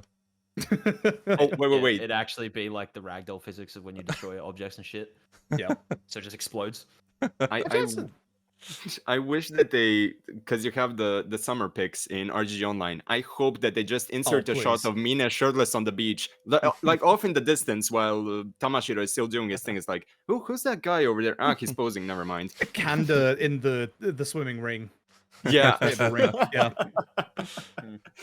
Which actually, like, on that point as well, is like, how do they do Joji Kazuma? Because again, Kazuma's OG VA passed a long time ago, and they Yeah, had a 2020, I replacement think. VA. Hmm. Yeah, they had a replacement VA in Ishin. They just used them. He was so he's was Tamashiro's actor. I keep forgetting his name. Heihachi in Tekken 7 and stuff. Who also Yes. passed Yeah, I away. forgot the name right. as Yes, well. in, Yeah. in the original Ishin though, it was still him. For some reason, Kazuma yeah. was also like kicked out of the original Ishin. I don't, maybe he's had like health problems at the time or something like that, which is why he Yeah. was like in 0 for 2 seconds. So I Yeah. don't Could know. be. Mm, But yeah, Yeah, unfortunately. what do they do both with are- Tamashiro as well now, considering? There's Yeah. like I what? guess it's just actor recasts. Like, Yeah, I was gonna say there's like 3 actors we talked about so far that might be in a Tamiya as well. situation. Oh Yeah. yeah, Tamiya. yeah. Bro, the mean, you Tamiya could- section better be expanded. I swear to God. Oh no. Yeah. Thankfully, the majority of that is actually skippable in Yakuza 3, which is wild. Yeah. Yeah. It's all CG cutscenes, which praise Yeah. Yakuza 3 for liking its CG cutscenes. Hell yeah, dude. I still can't believe Tamiya is voiced by the same dude who voiced Adachi. Solid Jeez. Snake. Oh yeah. Oh my god. Yeah. What's up? Yeah, he's Oh. the Japanese VA for Solid Snake. Oh yeah. Yeah. I thought he was gonna say something. No, no. Not just David Hayter burst into the call. Yeah. Actually, that's a good point. For K3, like, obviously, Ladish in. They said their reasons as to why, it's more authentic just to have the Japanese dub, which I think it's budget requirements. They didn't have an English dub for Ladish, which I do think is a bit of a shame. But Mm. do you think they would add an English dub for K3? That I would do. be interesting because that would be the first mainline game before 7 where they have a dub, I think. Yeah. Except Yakuza 1, of course. Yeah. Like, they're not going to do it for K1 on Switch because that is literally just taking, like, either the PlayStation 4 or the PC version of K1 and slapping it on the Switch. Like, Yeah. that is an absolute budget release on that platform that should do quite well. But for a full-on, quotation marks, full-on remake, surely? It's If there is one thing I'm not looking forward to with the dubs of Kiwami 3, it's the Kiryu voice actor again. Oh, yeah. God. That's gonna be a Like, field day and a just half. Everyone in the game. Yeah. Oh, God. Even people go who for never touch the Yakuza game will jump into that wagon. Yeah. Yep. What else could potentially be butchered in a Kiwami 3? This is going to sound weird, the Mhm. combat. Like, I know a lot of people want the combat to be changed, but I do actually like Yakuza 3's combat. Mhm. And like, I don't think they would butcher it. I think it would be quotation marks around the word improved because of obviously what you were saying with the improvements to a lot of the later Dragon Engine action game stuff. But Yeah. like, what if they add giant sumo enemies that throw No. paralysis knives? I can't see them doing that with 3. Well, I mean, like if- one one of had the sumo enemies that you couldn't grab. Yeah, Yeah. the big Oh large ones. god. Just To pushes be- you off. To be fair, one of the things I really like about Yakuza 3's finale is how with Yakuza 3's finale, you seem to go through every tier of enemy, like as you go further into like the actual set piece itself. Like, Yeah. you get gun enemies, you get the large enemies, you get obviously The like couch enemies. yeah, you get the Couch agents. enemies. Like yeah, Ye- I don't know. I yeah, kind of when like I that about was- Yakuza 3. I was I had to go beat the game again, like just load my save right before the final boss.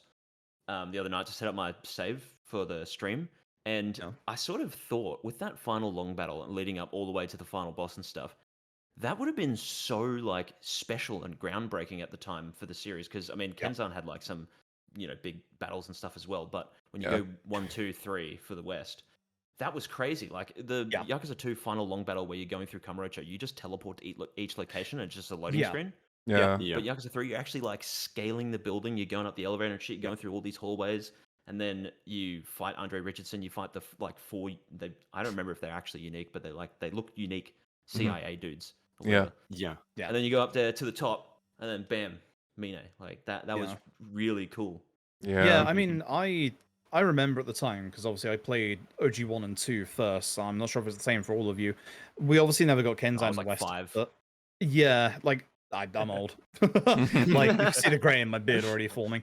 But like when like the 3 was starting to get information in Japan, I remember feasting on it and going, "Holy crap, the game is in 3D. You can fully walk around. Yes, Battles same. are seamless." Like it Same. was such a revelation, blah blah blah, of like actual of the series. Like so, yeah, you're right. Like that kind of a set piece was phenomenal back in the day. Like it was like, Yeah. and like obviously we hadn't done Kenzan with its like 40-minute long finale set piece. God, why won't you end? Like please, No, to be fair, it looks amazing, but yeah, dear God, that it overstates welcome. I don't want to fight the Super Sentai monks. Leave me alone. Yeah. Yeah, a lot of things about OG3 were groundbreaking. Again, even just something like the karaoke, which at the time was completely new. I was like, whoa, Kiryu can sing, let's go.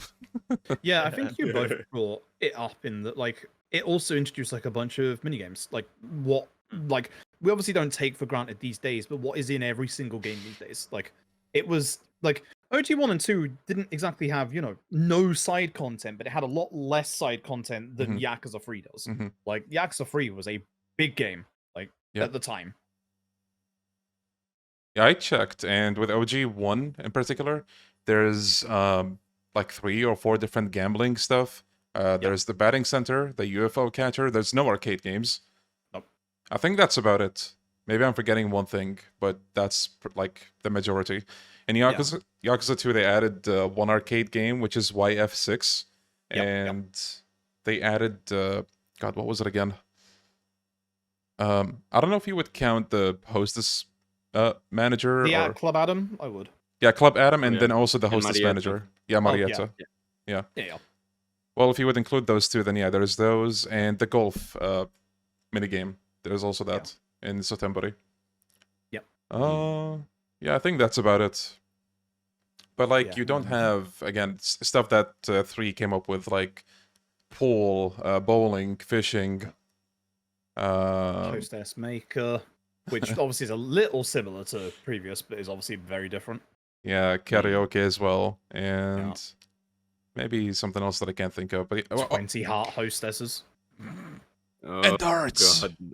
Yes, darts. Darts. Yes. I just remembered that. Yeah. Also, yeah, a ton it'd of be- gamblings. It'd be so weird going like with a K3 going to the newer darts live that we've had in Infinite Wealth compared to the old style of darts. Yeah. Oh god, old style darts in the Yakuza 3 remaster. Oh. Oh yeah, dear God, the completion requirements. Uh. Oh, also, because I'm looking at Sirik's guide. Also, thank you, Sirik, for making all these guides. Like, there's Yes. so Hell many yeah! Shout minigames. out. Hell yeah. Like, there's like 7 gambling minigames, I think, and then just a whole section that starts with aroma massage. I'm glad that thing died very quickly after this. Yep. Jeez. But yeah, Boxelios, probably the best version of that particular unique minigame. The other ones I wasn't a fan of, but OG Boxelios, that was fun. Yes. You just made me think again about how many Virtual Fighter fucking games there are in like the Yakuza games. Like they're pretty cool to have, but What's the mini games added to Lost Judgment's Dice and Cube? Because surely you could put those in a K3. Climbing, the VR. Not the VR stuff. There were mini games alongside it with the drone stuff. Oh, I can't yeah. Yeah, It was, you know what I'm like the talking about, twin stick shooter thing. Yeah. Oh, I hate that thing. Oh, God. You're That's welcome. Air Stelios, yeah. Jeez. You're welcome. Yeah, that's what it was. It's better than the J- Robotics Club. Yep. Yeah, touche. But Kassir's is just like, oh yeah, just buy the power-ups and you've beaten the game. You can't do it skill-based if you want the high scores. I hated that. To be fair, Gokudoni, you were the one who said you wanted the frustrating mini games back in 3, right? So this works out perfectly. I mean, I'm gonna backpedal like hell here. There are different levels of frustration. Blah blah blah blah. Anyway, yeah, I would rather catch another 3 tuna than go through some of the Lost Judgment side stuff. And I adore that game, but the side, oh god, no. I hate the dancing club. I'm just gonna say that right now. Unironically, mainly because of the way that the actual interface looks and how Yagami flossing just always a bit gets me confusing. distracted. Yeah. To be fair, okay. It's just if I could customize the position of the buttons, because it's like I think Yeah. it goes triangle, square, and then the opposite. It's like, can I just switch the last two? Yeah, literally. I get you. I really love rhythm-based stuff, but that one didn't hit for me as much as karaoke or disco. But it had so many cool songs, and everything is just yeah. like, let me customize it, please. Yeah. It is funny though how if you were to see a clip of any of those songs, you could legitimately pass it off as somebody modding the game and not it actually being in the game. The freaking modded Lost Judgment clip that they put Leon from Resident Evil in. Everyone's just like, that just Oh, became a God. meme. No one has any idea it's from Lost Judgment. Yeah, Yeah. an elaborate Gmod clip. Might as well Yeah. be. Literally.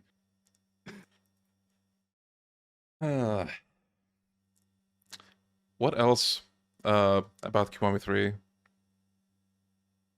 If they were to add like a side campaign, first of all, would you guys like that idea or no? Yes. Yeah, it's more content. Easy.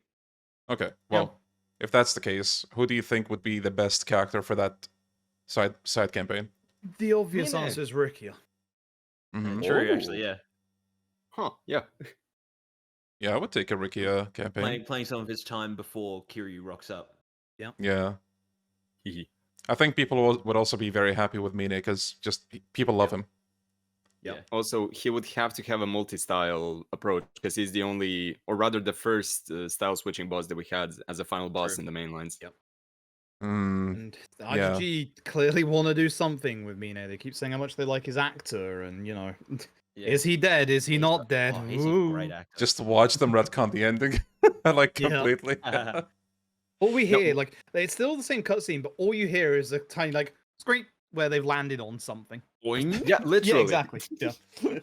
And Mine just pushes Richardson off the roof, and he doesn't actually go down with him. Yeah, literally. Yeah. It'd be interesting to play as Mine though, because like obviously there's playable Ryuji in Dead Souls, who was one of the main antagonists. Yeah. It'd be cool to actually play as the main antagonist of the game you're playing. Yeah. Oh, but then thinking about it, because of Yokoyama's comments, Mina is a Yakuza, so unless we just have a segment when he's about to join the Yakuza, like leading up to when he meets Kanda, there's no way he's gonna let us play as him. Yeah, 'cause it's so Yeah. So interesting that's- in that, like, technically in the game, Mine is supposed to be Kanda's underling. Yeah. Like, Technically, yeah. yeah. Though, having said Also that, parts- yeah. Majima in Kiwami 2 is still a Yakuza in that Yes. campaign. Yeah. So and Dead it might Souls, be, right? it might work out, yeah. Hmm. Oh yeah. This makes me sad, but because it's a Kiwami game, I think Ultimate Battles is going to be cut. Yes. Although, I wish they'd do something like Lost Judgment did with its, like, gauntlet stuff. Like, I'm not asking for Yeah. like, exactly the same, but just something akin to that. Yeah, yeah. and Dishin Kiwami still had it, so maybe. Yeah? Question mark. Well, Yeah. I mean, realistically, it was because it was a port, but Yeah. still. Yeah. True, yeah. That's gonna be a DLC campaign, but you can only access. They're gonna Unreal Engine the Ultimate Battles. That's the only part that's gonna be in the DLC. Separate game. Hilarious. I really, really, really hope they're not going to do New Game Plus as DLC again. Or what was it again? Surely they won't. Yeah. Surely they're not Oh. going to even. Surely, Attempt you it. say, but will it? Bold of you to assume the game will have New Game Plus in the first place. True. True. Gaiden just doesn't have it, which is weird. I'm still mad Like- about that. I still want to protest over that. It would have been so cool to just start Gaiden just as overpowered agent, you know? Yeah, like because I made a video recently talking about Judgment, Lost Judgment, and Gaiden. I still think Sega just like made Gaiden thinking that 10 people are gonna freaking play it. Because Yeah. then they're all just like, oh, once they beat the game, they're not going to give a single shit about playing it again. They'll play Infinite Wealth for the demo. That's what it feels like. What were Like, they thinking? Gaiden is- Did they not realize how much they cooked? Yeah. Gaiden is literally the one Yakuza game that I consistently go back to, even though I'm currently taking a break from playing Yakuza games. And that game, just everything about it, from the gameplay to atmosphere to just saying hi to Akame. I love Oh, dude, playing that the game. freaking visuals of Gaiden is so sexy. Yeah. The like red and blue lights that they do and everything with all the black. Oh, Gaiden so just sexy. feels different as well, just purely because you can customize Kiryu. Yeah, that Also, yeah. the wet slapping noise when you have the the diving suit. barefoot. Also, You have to like pay 20,000 yen to be barefoot as well. Yeah. oh That sounds yeah, about right. Whole price to pay. Degenerate tax. guys, what if, speaking of Gaiden, they take the Coliseum from there and they actually kind of implement that in Kiwami 3 and they build it up even more? I would like that. Yeah, lots of Same. playable characters. Same. Ah. I don't know what the chances are though. Would be nice. What if they bring back Clan Creator? Oh no! If they do, make it like playable like the Coliseum and Gaiden. Yes. Yeah, I think then it would be fun. Yeah. Except Like, no overpowered clowns with drones this time. Jesus Christ, I hate it. No, we're gonna give you an ammo with drones this time. No. Yakuza 6 Gold. Oh god, now we had the whole thing of Yakuza 6 being a massive homage to Yakuza 3. Now K3 is gonna be an homage to Yakuza 6 specifically. No. Didn't the Gaiden Amon have even more drones? Yes. Which he did in a love heart shape to signify the Yeah. HP regen. Yes. That was pretty clever though, to be honest. It was, yeah. Yeah. Yeah, I kind of want another Amon that is like not just a, how do I say this? Different. Like to an extent, all of them are sort of bullshit, right? But also some of them had really cool gimmicks where it's not Yeah. just like, oh, like go into extreme heat and like fucking beat the shit out of him. Yeah, the judgment one. It's pretty yeah. cool. Yeah, the Did first upgrade judgments. style and he It's takes like your phone as well. Yes. Oh yeah. Yeah, Best- if you don't have best your Amon. shortcuts set up ahead of time, you Shin got Amon is access. the best one, Yeah. hands Hands down. down, yeah. I actually have a soft penchant for K1's Amon. And the fact that obviously it subverts your Ooh. expectations when you Yeah, like true. get rid of his first set of HP bars, and then all of a sudden, it's Kiwami now, he's Sonic the Hedgehog. Yeah. Man's That back was up and he's about to genius. beat you. I genuinely thought that my game broke when I first went into it because it's like the game, everything's still playing, but he's just laying there. What the hell's going on? Yeah. Fellas, Dead Souls Amon. Oh, that's it, so my Easiest beloved. Amon in the series. The guy just Naruto runs and does nothing. Yeah, he's definitely the easiest, but man, he's the coolest in terms of like the idea, you know? Yeah. Yeah, Yeah. I really wish conceptually, they did something. Don't you team up with Amon in that fight, or am I losing my mind? Nah, he gets the shit kicked out of him, and he just have to beat him like that. Yeah, that's right. Yeah. Yeah, he went Juzo on his ass. or Yeah, I whatever remember he was was down for there. I him. couldn't remember the exact context behind it. Yeah. And in classic Yakuza fashion, the way you see him get knocked down is like with the early Yakuza game animations, where he just kind of falls down. You don't see him like Yep. being hit. Yeah. Yeah. Right. Well, is there anything else we want to say about Kiwami 3? Do we just summarize what we think and move on to the next thing? Yeah, I mean, whatever comes out, we are gonna play it. So Oh, you yeah. know. Yeah. facts. Yeah, I you played know. Fist and also Lost Paradise. I'll play anything. I will say that I'm not opposed to Kiwami 3, but also I'm not like crazy over it. But at the same time, to me, another Kiwami game is just another game for me to play. Again, it's going to be a different enough experience for me, and it might. And it's free YouTube content. Yeah, what he said. And Yeah, we can clickbait the hell out of it. This is how Yakuza was ruined. Oh, the real Yakuza free vision. Yeah. yeah, you type a Fully title. realized. You type a title Oh, like that, and then all you do in the video is just praise the game instead. All The about ultimate that. clickbait. But yeah, I think. I mean, it's easy for us four to say that we want it because it's content for us, but like genuinely, as somebody that enjoys these games, I think it would be a fun time. What about you guys? Anything else to add? I think if you're gonna do a Kiwami-free, and it sounds like you are gonna do a Kiwami-free, just kind of like what we said, you can't half-ass it. Don't laddish in it. You've got to ground up like K1 and K2. Like you've got to give it a little bit more of a budget, and you've got to give it a little bit more quality of life and a bit of love than Laddish had. Just a tiny bit more. Yeah. Then we'll have the Kiwami trilogy. Hell yeah. Oh. Actually, And they'll sell that as a bundle just to further exclude Zero for any bundles. the fact that 3 stories not really that long, I think, does help its case because they might be able to focus on a lot of stuff. Yeah, Yeah. true. Please give us skippable talking cutscenes, thank you. Yeah. Oh, Tamiya. Yeah. If you could skip all those cutscenes, it'll be like a 2-hour game. Yeah. Oh no, and then they'll be like, oh, because it's going to be a 2-hour game. How about this? Majima everywhere. Oh Yeah. no. Please not. No, they're gonna bring back Victory Road. That's gonna be the plot. Fucking no. One game is enough, dude. Please. Yo, this side mode that you like, how about you spend 10 hours to unlock all of it? No. No, thank you. I Hostess just, maker. just realized, like, I don't know if you'll know, Victory Road cost me world record in Yakuza 5 by 21 seconds the other day. Oh Dude, are my you serious? god. So, you Oh know, my God. Raiden can just turn up. He turned up in Yeah. the finale, so I had to wait for him to bugger off so I could use the taxi to get to Kamurocho Hills. Oh my fuck! I saw that VOD. Oh, I'm so sorry. Wait, Oh my what? God, dude. So I'm mad Damn. about Victory Road. Heck, Raiden. Victory Road sucks. Yeah. Removed it from Yakuza 5 Kiwami. Thank you very much.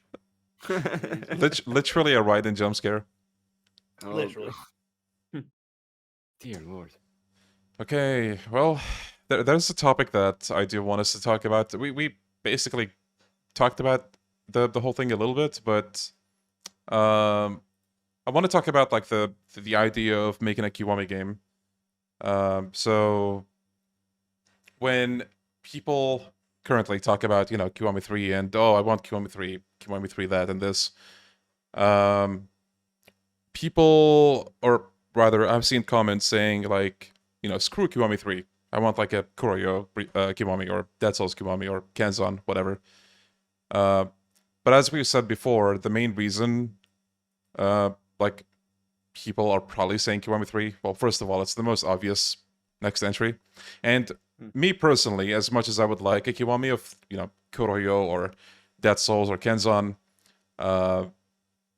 it's kind of, it might be a bit risky to like remake those, maybe. But at the same time, Yakuza is sort of big enough now that I don't think they would lose money when they remake those. What do you guys think about that? Yeah, I agree with that. I mean, just Yeah, drop well- the Kiwami title. That's about it. Just Yeah. present it like a brand new thing that the general public is not gonna know. Sorry, Snowiest, what were you gonna say? Oh no. Well, actually, that is something I was going to say. Is that like with a Kenzan or Dead Souls remake, it would be a smarter idea if they would create something like completely different that was pretty much a Dead Souls or a Kenzan remake or something like that. With Kuroyo, they definitely, I mean, they'd probably have to talk to like Sin Sophia and shit, the guys that actually made it Yeah. and whatever. There'd probably be a lot of hurdles they'd have to go through and whatever, but those games could definitely be like just remasters. They still hold up fantastically. They're still really fucking fun to play. Yeah. But with like a Kiwami 3, there's such an easy guaranteed audience, and it's just like people who play through the series who want to do like the chronological order or whatever, all that sort of stuff. But then with like Kenzan, it's the same problem with Ishin. There were a lot of people who just said the story of Ishin sucks, even though it's great, and it's because they didn't understand the history of it. And with Kenzan as well, you got like such a massive part of your potential audience who are just gonna be like, I don't know who the fuck Miyamoto Musashi is. Like I didn't know who he was until I just freaking saw him in Kenzan. Isn't Miyamoto Musashi a hot waifu in Fate Grand Order?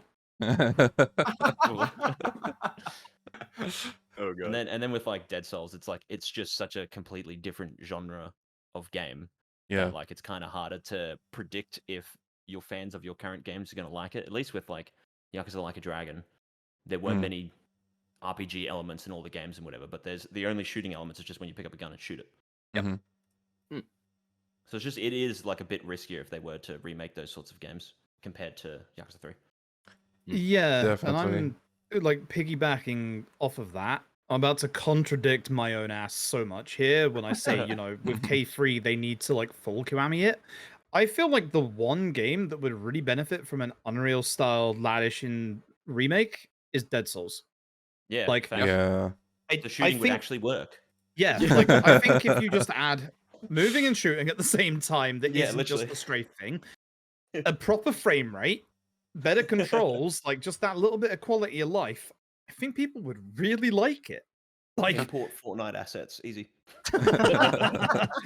like I feel like that's also a safe way to do a Dead Souls remake, considering it's been long enough now that like the nice thing about the community growing is that people are more curious about the likes of Kenzan, the likes of Dead Souls, etc., rather than back when we were around in the community where Dead Souls almost killed off the series in the West, or people like associated Dead Souls as killing off the series in the West, and there being giant toxicity towards Dead Souls. Mhm. Like, I think that's pretty much gone now. You'll still have a lot of people say it's not worth playing this is terrible compared to the normal games, it's a zombie shooter, but it's also not it's not past the peak of the zombie like game outbreak where every game was a goddamn zombie game back in those days. Mm. Like, it was ridiculous.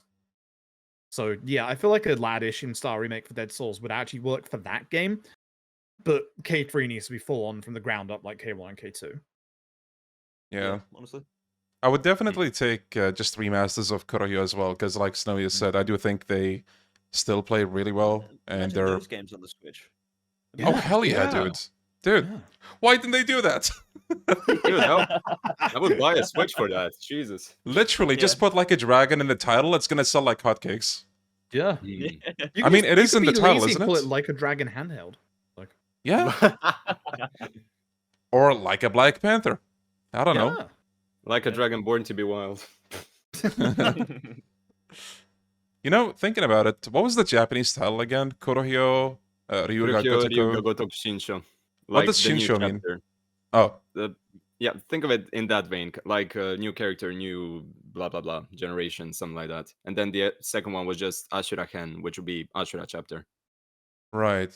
Right. I think a literal translation might be a bit rough, because it would be what? Black Panther, like a dragon new chapter? Yeah, essentially. Like a Dragon New Chapter would go hard though.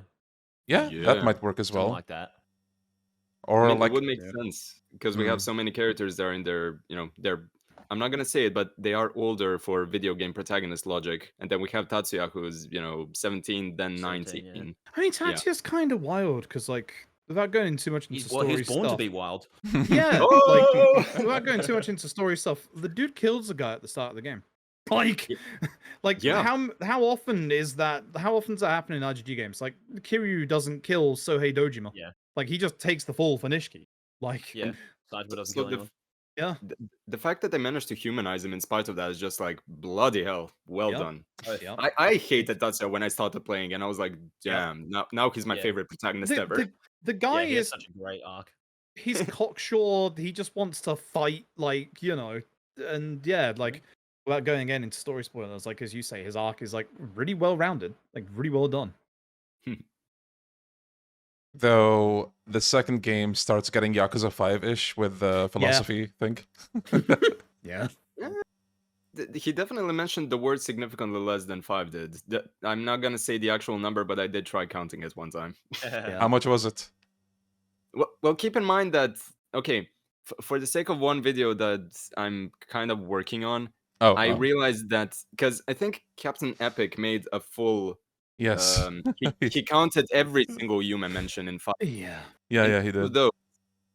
Out of those, I think I manually counted like over 200 mentions of the word Yume in Yakuza 5. Yume or Dream. Damn. And then another 200 in the menus. So, like, just the runtime of Kurohyo 2 wouldn't allow the word philosophy to be mentioned that many times. But yeah. Yeah, it's not just with I was saying the Like a Dragon like brand name, but also I think Kiwami, like the just the word Kiwami, also gained a bit of popularity because the Kiwami games were like a big hit with the community, especially like in bringing newcomers. So whether they slap the Kiwami name onto like a potential Kurohyo Kiwami or Dead Souls or Kenzan or whatever, I think it might not like sell as horribly as we might think as well, if I had to guess. Yeah, well, that's why I'm surprised they didn't chuck the Kiwami name onto Like a Dragon Ishin. Like if it was called Like a Dragon Ishin Kiwami, because my brother always Yeah. says like there was never an Ishin, so they have no True. reason to like Yeah. justify it. True. Yeah, But- exactly. Yeah, but I feel like Kiwami would have been able to see like Yakuza Kiwami 1 and 2. Like what other games have Kiwami in the title? You'd be like, oh, Yeah. this is definitely this series. It's the Yeah. Kiwami series. Oh god. The next title is just gonna be called Kiwami. Kiwami, yeah. Kiwami 3 skipping the Like a Dragon. Oh no, the next attempt at rebranding. No. Yeah, well, actually, it still makes me laugh as well because I mean I understand it, but they're like we're calling the series in the West the same name as it is in Japan. We're going to actually unify this. So then the first game wasn't called Like a Dragon Ishin Kiwami, and then it wasn't called. It's minor things. It wasn't called Like a Dragon 7 Gaiden, and then they're like, okay, now it's not called Like a Dragon 8 either. It's called Infinite Wealth. Yeah. And also they backtracked it, so it's like, oh, the Kiryu saga is called Yakuza, whereas the Ichiban saga is called Like a Dragon. Like, please, whoever's in charge of the branding, don't. I think the biggest issue in the West wasn't the change to Like a Dragon. I think it's the fact they dropped the number. Like, Oh, that yeah.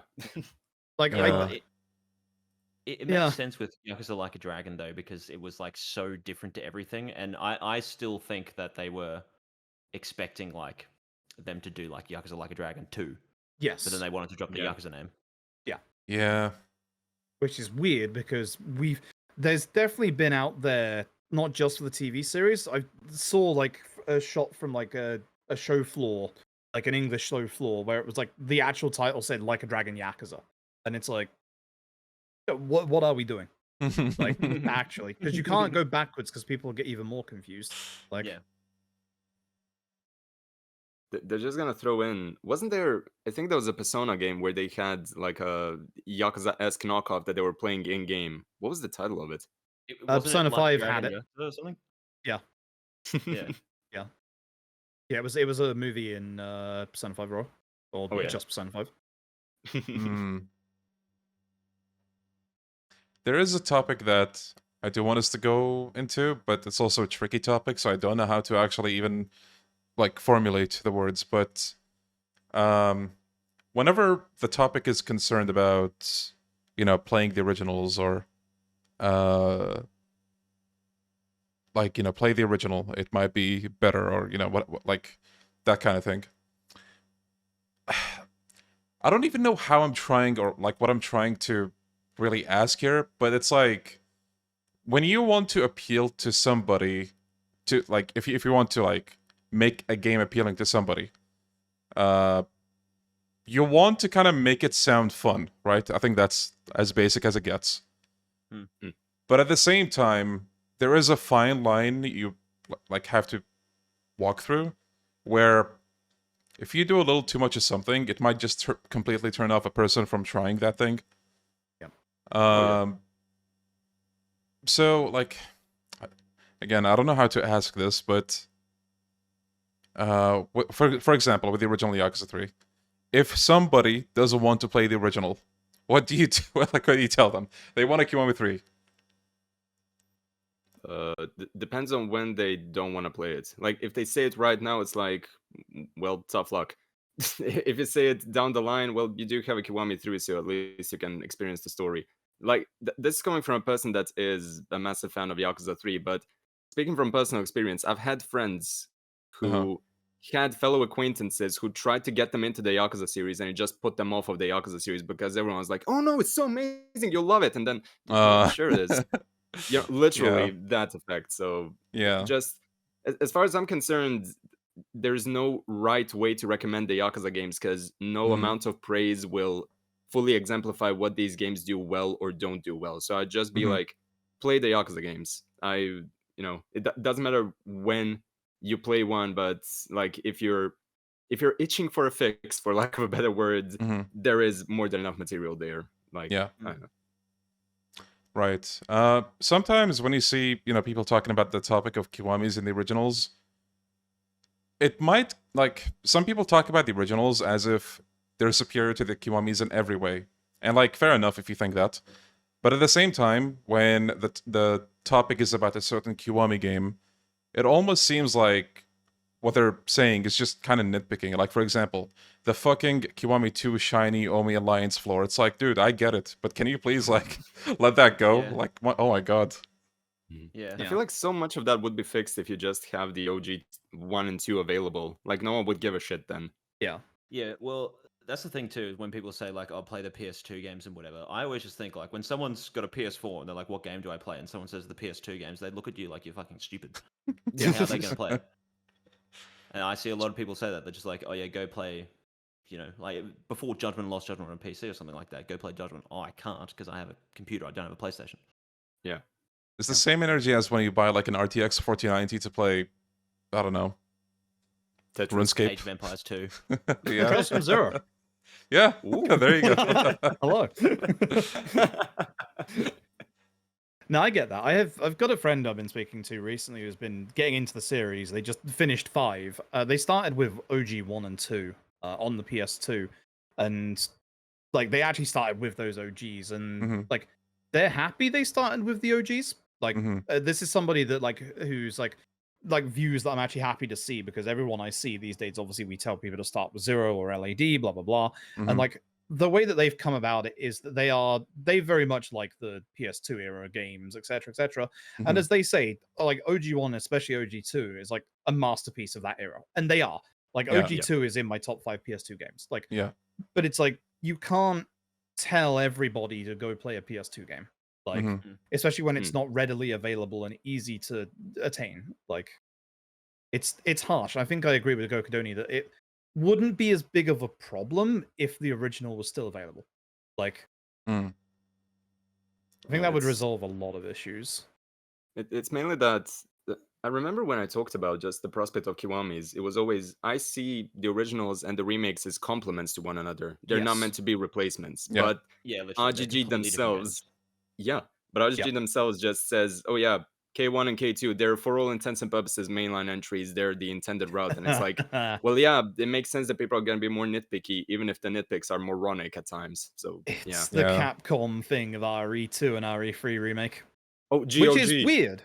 Yeah, which is good. I'm so glad they're on GOG now. But Yeah, it's really yeah. weird when they didn't do that with RE4.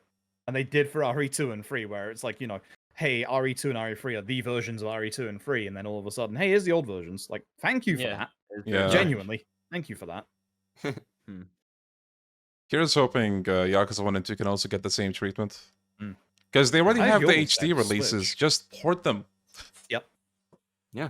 Like, you'll have to do a little bit of extra localization, but I don't think it's going to be that big of a thing. Like, Yeah. yeah. Well, that is one of the big problems, is that like if they were to port it to modern consoles and whatever, because I mean you can, like you were saying earlier in this podcast, you can get 1 and 2 HD on the PS3 store still, right? On You the can? Japanese one, yes. I think so, yeah. So That's how we do it for speedruns. Yeah, like they can still get it digitally, obviously, Yes. on a PS3, not a PS4 or 5 or anything like that. Yep. So really, the 1 and 2 HD port would be for Western people, which means that they would have to go through all the effort of cutting out all the offensive shit from Yakuza 1, for example. They Mm. could use Kiwami-1 script, but it is like way more complicated than just copying and pasting lines of text Yeah. into the code. I mean, So that's they might. like a big concern for them. I think 1 and 2 HD are riskier to port than a Kuroyo port or Dead Souls or even Kenzan. Just because, like, yeah, sure, the hardcore fans 100% will buy it. I'll buy it. You guys will buy Yeah. it. But Mhm. I feel like you still can't appeal to everybody to get to try the originals, you know? Yeah, I guess that's the point. Is like, if they played K1 and K2, why would they go back to play the originals? Even though, Yeah. again, I think all of us would at least say to people, like, if you're curious about where it came from, please check out the originals, Yeah, because if they you're- are if you're a phenomenal in their fan- own right. Yeah. If you're a fan, Yeah. go ahead and check it out. If you're not a fan, Yeah. probably avoid them. Yeah. Like, as much mean, as I yeah. have my problems with Sega and their recent practices, this is not something on them as much as it is on people, because they just don't want to try the originals. Yes. Yeah. And like I'm somebody that will always praise the originals. I adore the originals. Like I Same. love the originals to bits. Mhm. OG2 is where I fell in love with the series. Like, but Yeah. it's just these days a lot of people have to realize, especially accessibility wise, having a newer, shinier version is a much easier entry point than having a 15 to 20-year-old version. Like, Yeah. Yeah. And also when it comes Is to it- emulation, I get that some people might be upset when others don't want to like boot up the emulator. But that's just the reality of how it is. People want to like double click and instantly go into a game instead of having to like Yeah, literally. download emulator and set up the Well, yeah, controller. let me and play it then- on the thing I've already set up, and not Steam. something I have to set up. It's for. so easy. Exactly. Yeah. BIOS Exactly. and yeah. It's the But same thing conversely with. like Go on. Sorry. I was going to say, conversely, with a Kuroyo remaster or something like that, it would still be a lot of work, but at least like there is nothing else like the Kuroyos. Yeah. If they Literally. remake or if they remaster, port, or whatever 1 and 2 HD, lots of people would just be like, "Why would I get that? I just get Yeah. Kiwami 1 and 2." Especially as Yeah. well, if it was like more expensive than Kiwami 1 and 2, people would just be like, "I'm just getting them. They're cheaper." Yeah. and it's like they would always be budget releases because they'll never expect, you know, the sales that a mainline game would get. I know obviously it's been the first, like, you know, like concurrent like Western release at the same time as Eastern release, but like I think we were all surprised at how well Infinite Wealth did in its first 3 days. Like, Yeah. Yeah. these are games that have a long shelf life. They are games that get bought over time when they go on sale, etc. Like, it's one of those that they won't expect, you know, they won't expect the same kind of numbers, but at least with a budget, like, you know, digital only release, you know, like K1 is getting on the Switch. What if the 1 and 2 HD releases only get like we were saying, I think the only digital releases. Would you settle for that? Oh, yes. If they ever did, they probably would do that anyway. Yeah. True. I mean, they did digital only for Gaiden, so Yeah. Yeah. True. I wonder whether they're a little against OG 1 and 2 because of, as I said earlier, the flagging Wii U sales for it. It didn't sell well on the Wii U whatsoever, and I know, you know, that's not everything because the Wii U, Yeah. But- Yeah. it was never a big giant seller originally. Like, Yeah. so I wonder whether they would feel like it'd be history repeating itself a little bit. Hmm. I mean, realistically, the best way to mitigate that would just be to I wouldn't say decrease the budget, but the way that I see it, there's already, I believe, full translations that are available through either the modding scene or whatever for the PS3 versions of HD 1 and 2. So if they just went the Sonic Mania route of contacting the people who did that, and they were like, okay, we can use it here, you can do blah, blah, blah, and then just port it out the door with essentially minimal effort, then any sale would be treated as success, I guess. Or again, as I mentioned, Trails from Zero. Nisa did Yeah. that with. I was gonna the, say, Geofront. yeah. Yeah. Like normally I wouldn't have faith in like a fan group working with the company, but it did happen with Trails from Zero, which was awesome. Yes. Yeah. Sonic Mania is the only Sonic game I've played that I went, hell yeah. Yeah, see? Yeah, or like Team K4L, was that who did the Kuroyo thing? Yes. Bless them. Imagine if Sega just like, oi, can we just like, we'll pay you, can we just take your English patch? And they go, sure. Hell yeah, Yeah. dude. The translation for the first game is basically 98 or 99% complete, even the side content, whereas Kurohyo 2 just has the critical path. So Mhm. even then, like, just do it, please. Yeah. So going back to the Kiwami games, which Kiwami I can't fucking speak. Which Kiwami game do you guys think did the worst blow to the Kiwami reputation? 2. Ishin.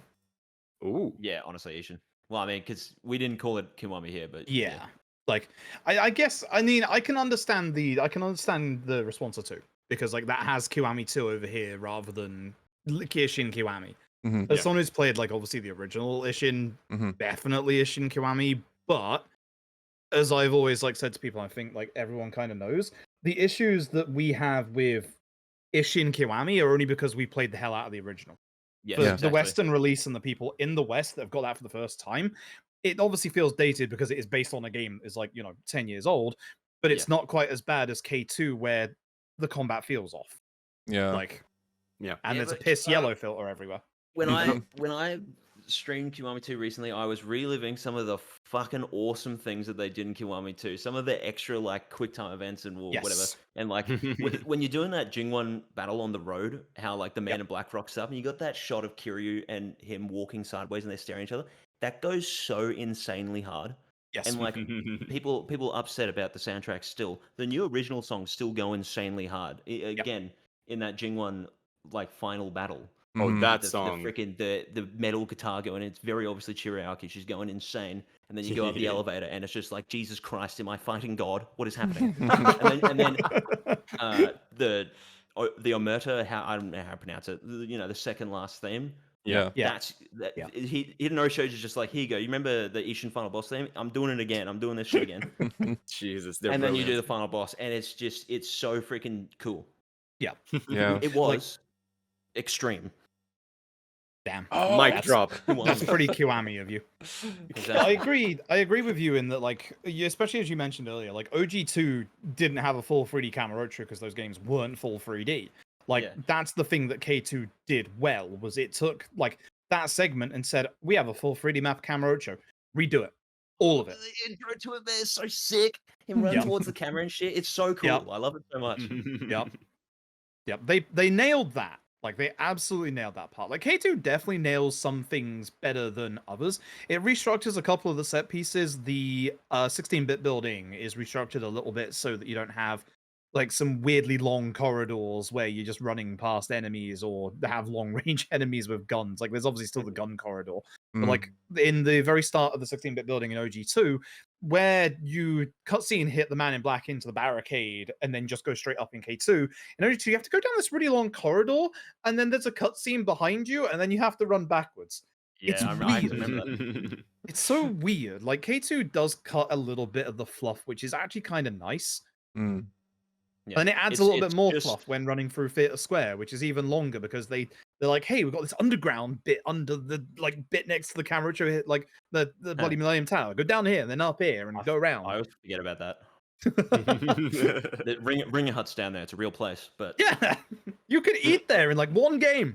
Yeah, I was gonna say though, like they do lots of cool stuff like that. It is just a shame that the game that it copied off was Yakuza 6, which, like I've said many times before, because it was their first big Dragon Engine game. They tried to do so many new and original things, and they kind of fucked up in a lot of areas. And then Kiwami 2, I think, improved a lot on Yakuza 6. But like, then you get Judgment. Going from Kiwami 2 to Judgment, you're just like, this is how it should have been. Yeah. And then you play Lost Judgment, and you're like, Jesus Christ. Yeah, they around the time that Judgment came out, they figured out brawler combat in K2, in the Dragon Engine, I should say. I've said this many times, and I'm a little biased because this is how we do it in the speedrun. If you ever want to replay K2, don't do brawler stuff, get weapons. Play around with the weapons. Yeah, the weapons in K2 over are and over fantastic. again. I've seen your speedruns there, cheeky. Yeah, that. like weapon play in K2, fantastic. Brawler play, not great. But after K2, they get the brawler stuff down perfectly. I fully agree with that. Like, there's obviously like a couple of things. Like OG Judgment, like, and this is again the best part about RGG over the years and the quality of life stuff. OG Judgment starts sluggish, slow. Your attacks bounce off enemies. Once you get a couple of upgrades, not a problem. Lost Judgment doesn't start with any of that. You have max combo speed. Your attacks don't bounce off enemies. You can just change styles at any point of the combo rather than the apex of the hit. And it flows so much nicer. Like, they get it. They got it. It just took a while to get there. I played Judgment, I'm like, it can't get any better than this. And then I played Lost Judgment, I'm like, gee, okay, I was completely wrong. Judgment apparently sucked. By It's so comparison, weird it's going insane. back to Yeah. Judgment after Lost Judgment with how sluggish the start feels. So many improvements. Yeah. It's hard for me to say whether Kiwami 2 or Asian Kiwami was the main offender in terms of like who did the blow to the biggest blow to the reputation of the Kiwami games, because on one hand, Asian Kiwami like does such weird like balancing changes, and then Kiwami 2, well, the combat is different, but also there's quite a bit of cut content, which some people were fond of, right? Like, for example, Club Adam, he can't be a host anymore as Kiryu. Yeah, that's like the... Yeah. I was gonna say the hosting was the biggest thing, then I remembered that city as well. But yeah, there's that third city as well. And there's a bunch of side stuff that I'm not too familiar with, because Yakuza 2 had a shit ton of sub-stories. Yes, it did. That's a long list, yeah. Yeah.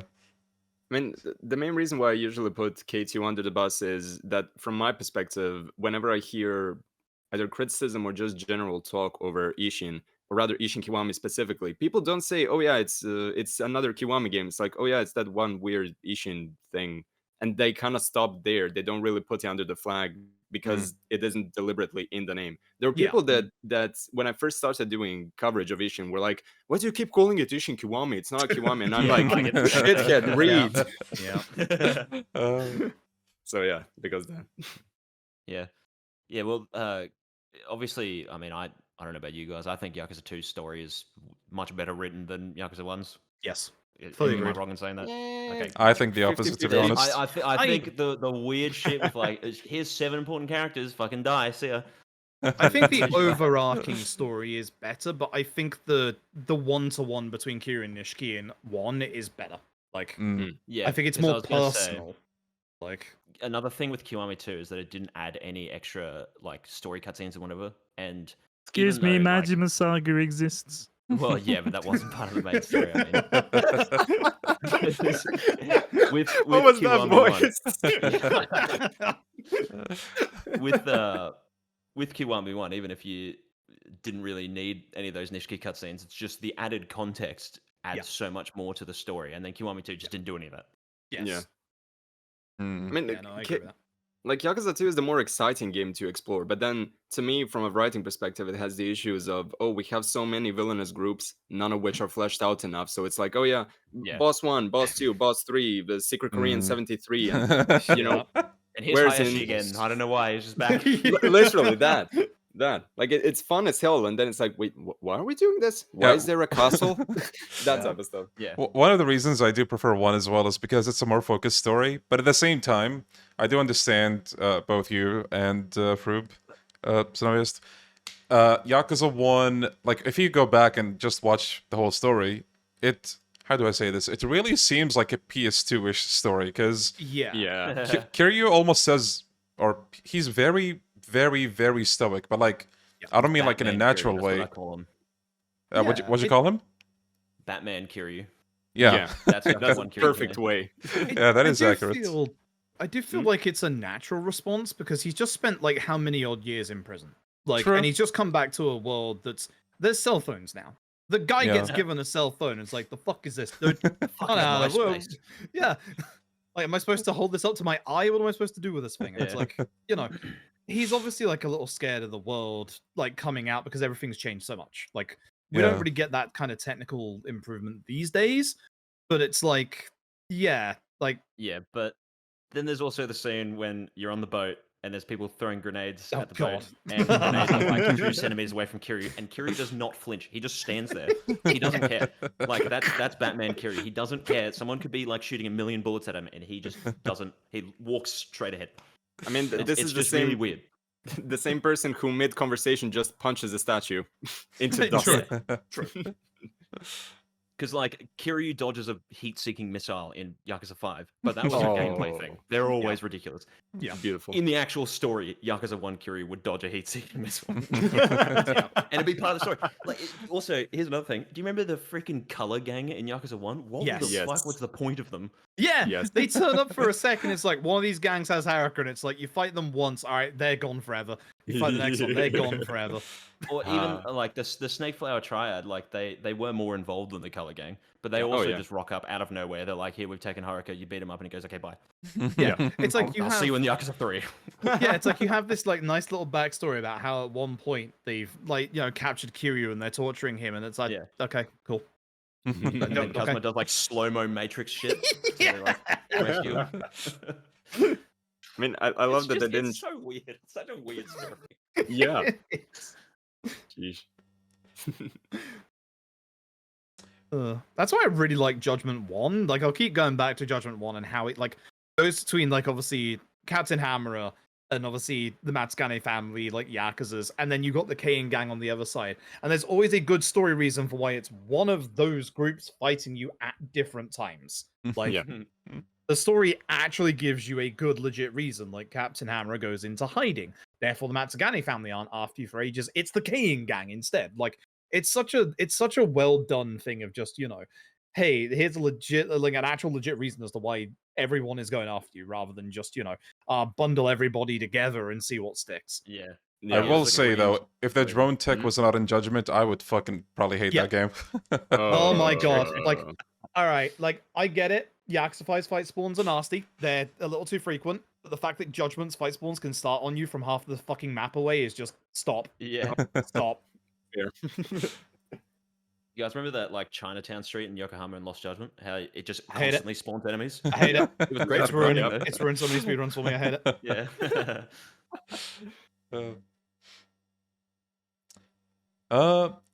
When it what was I gonna say? Kiwami-3. Going back to Kiwami-3.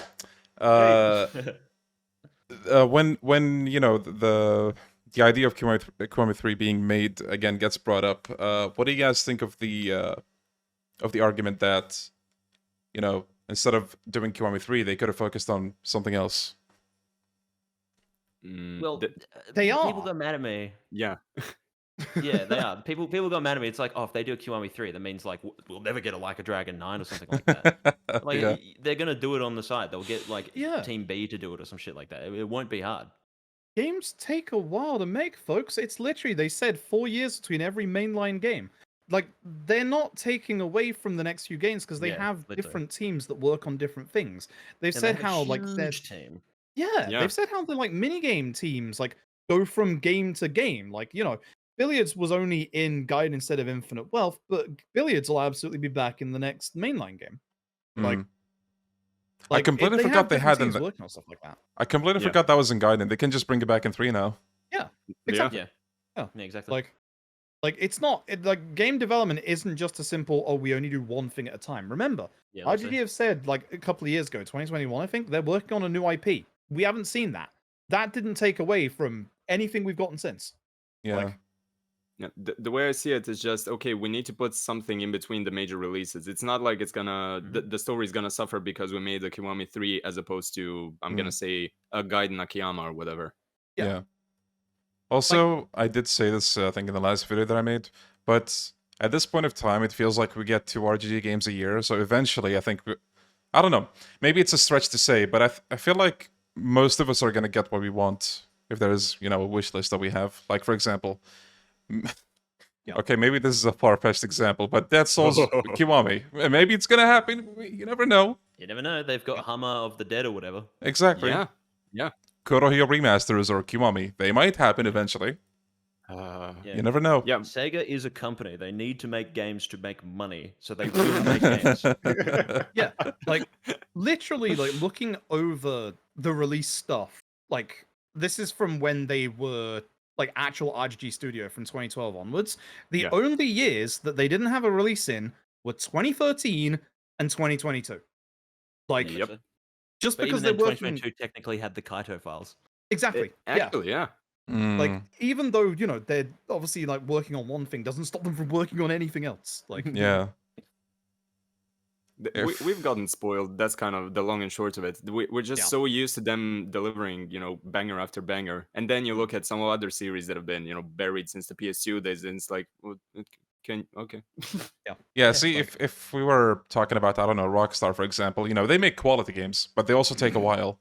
Now, if you'd be 3 upset... GTAs on one generation and GTA 5 over 3 generations. Oh, God. Yeah, But then again, that's a different beast, and there's a reason that's taking a while. such an immense game compared to like copying all the assets from the last game or whatever. Yeah. It's gonna be $100. I can guarantee you it. The whole topic it's about one the game price you can get away changing, with it. dude. It'd be $200 down here then. And then It's the one game that can get away with it. Like, then the games- sales drop off will be negligible compared to the amount of money they'll just make. just watch games in general change to that price, because why the hell not? Yep. Like, I do genuinely believe there are a couple of studios waiting for it, and GTA will be the outlier. Like, it will start it. I'm scared Yeah, of the like- future. Looking Yeah. at you, EA, you little fucks. Yeah, the second that GTA does it, everyone else will go. If GTA can do it, we can do it. Add budgets are as high, if not not higher, but Maybe that's what Infinite Wealth was trying to do with the New Game Plus DLC. Yeah, trying to set a trend. Yeah. Yeah. I love that everyone just went no towards that. Like, not just fans, but also journalists. Like, no. Yeah. Yeah, literally. I only bought it because I'm a content creator. If I wasn't, I wouldn't have given a fuck. Yep. I got a review code. Hehehe. Same actually. True.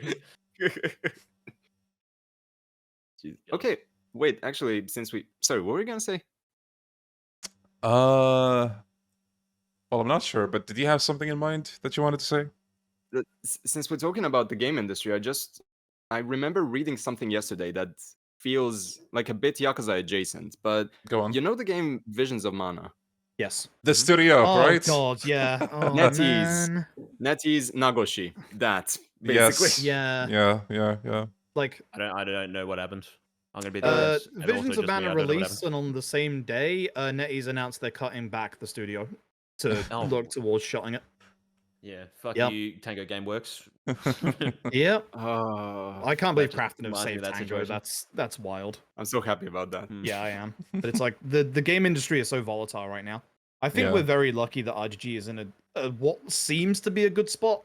Like Yokoyama said, obviously pre-orders are guiding, especially in Japan, and same with Infinite Wealth have been higher than usual. Like obviously they've said, fast selling title to get to 1 million. I think we're in a good spot in terms of RGG stuff.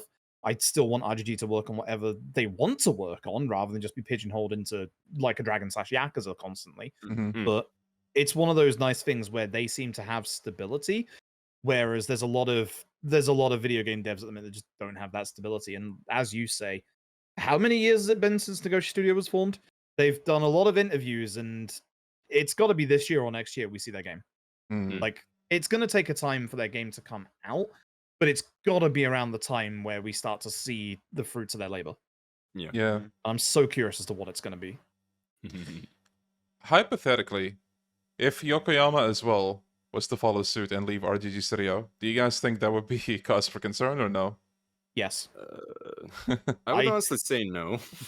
Go on. I when Nagoshi left, Yokoyama was like easily there as the very readily named like replacement. Like we all knew Yokoyama, etc. Mm. But after Yokoyama, who would take over? Was it the Nakamoto? director or producer of Infinite Wealth? Or sorry, 7. I forgot his name. Ryosuke, I think, was it? Yeah, Ryosuke Haru. Yeah, he might Yeah. do a good job, I think. Yeah. It's like we have competent people there. It's just that there isn't a guarantee that that skill set will translate into that particular position. I would argue that Yokoyama works better as an overseeing figure than a lead writer, for lack of a better word. Yeah. Yeah.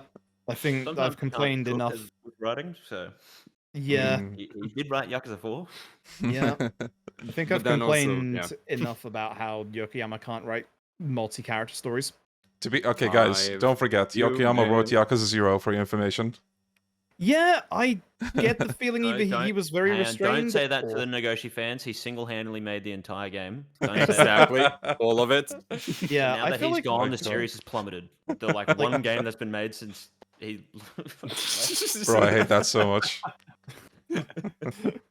He did it in a basement with 2 broken copper wires. Oh man.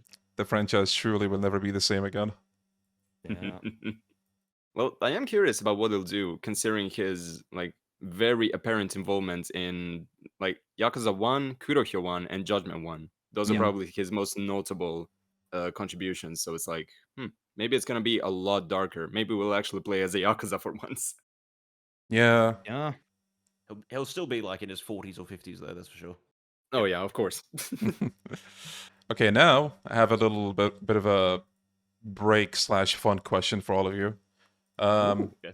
Do tell us about a time where you met or saw somebody criticizing Yakuza, but clearly they had no idea what they were talking about. That happens a lot. You go I on know. Twitter and you see someone call you a Yakuza bro. They have Oh, no that- fucking oh idea what my- the games are. I live stream. I get it often. I know you guys have a lot of stories to tell. That's why I'm asking this question. Oh, I saying that I did have somebody. I had to mute that tweet I made about Snowiest video, because I had some person call me a fake fan in the Oh, actual boy. comments. I was Here we like, go. I'm glad you're self-aware of it. I went to their profile. They're complete right wing, etc., Yes, etc. of course. Always what happens. Like, Same and with that's- people who hate fucking time. localization. Did he have Yeah, a blue and check that's- mark? Yeah.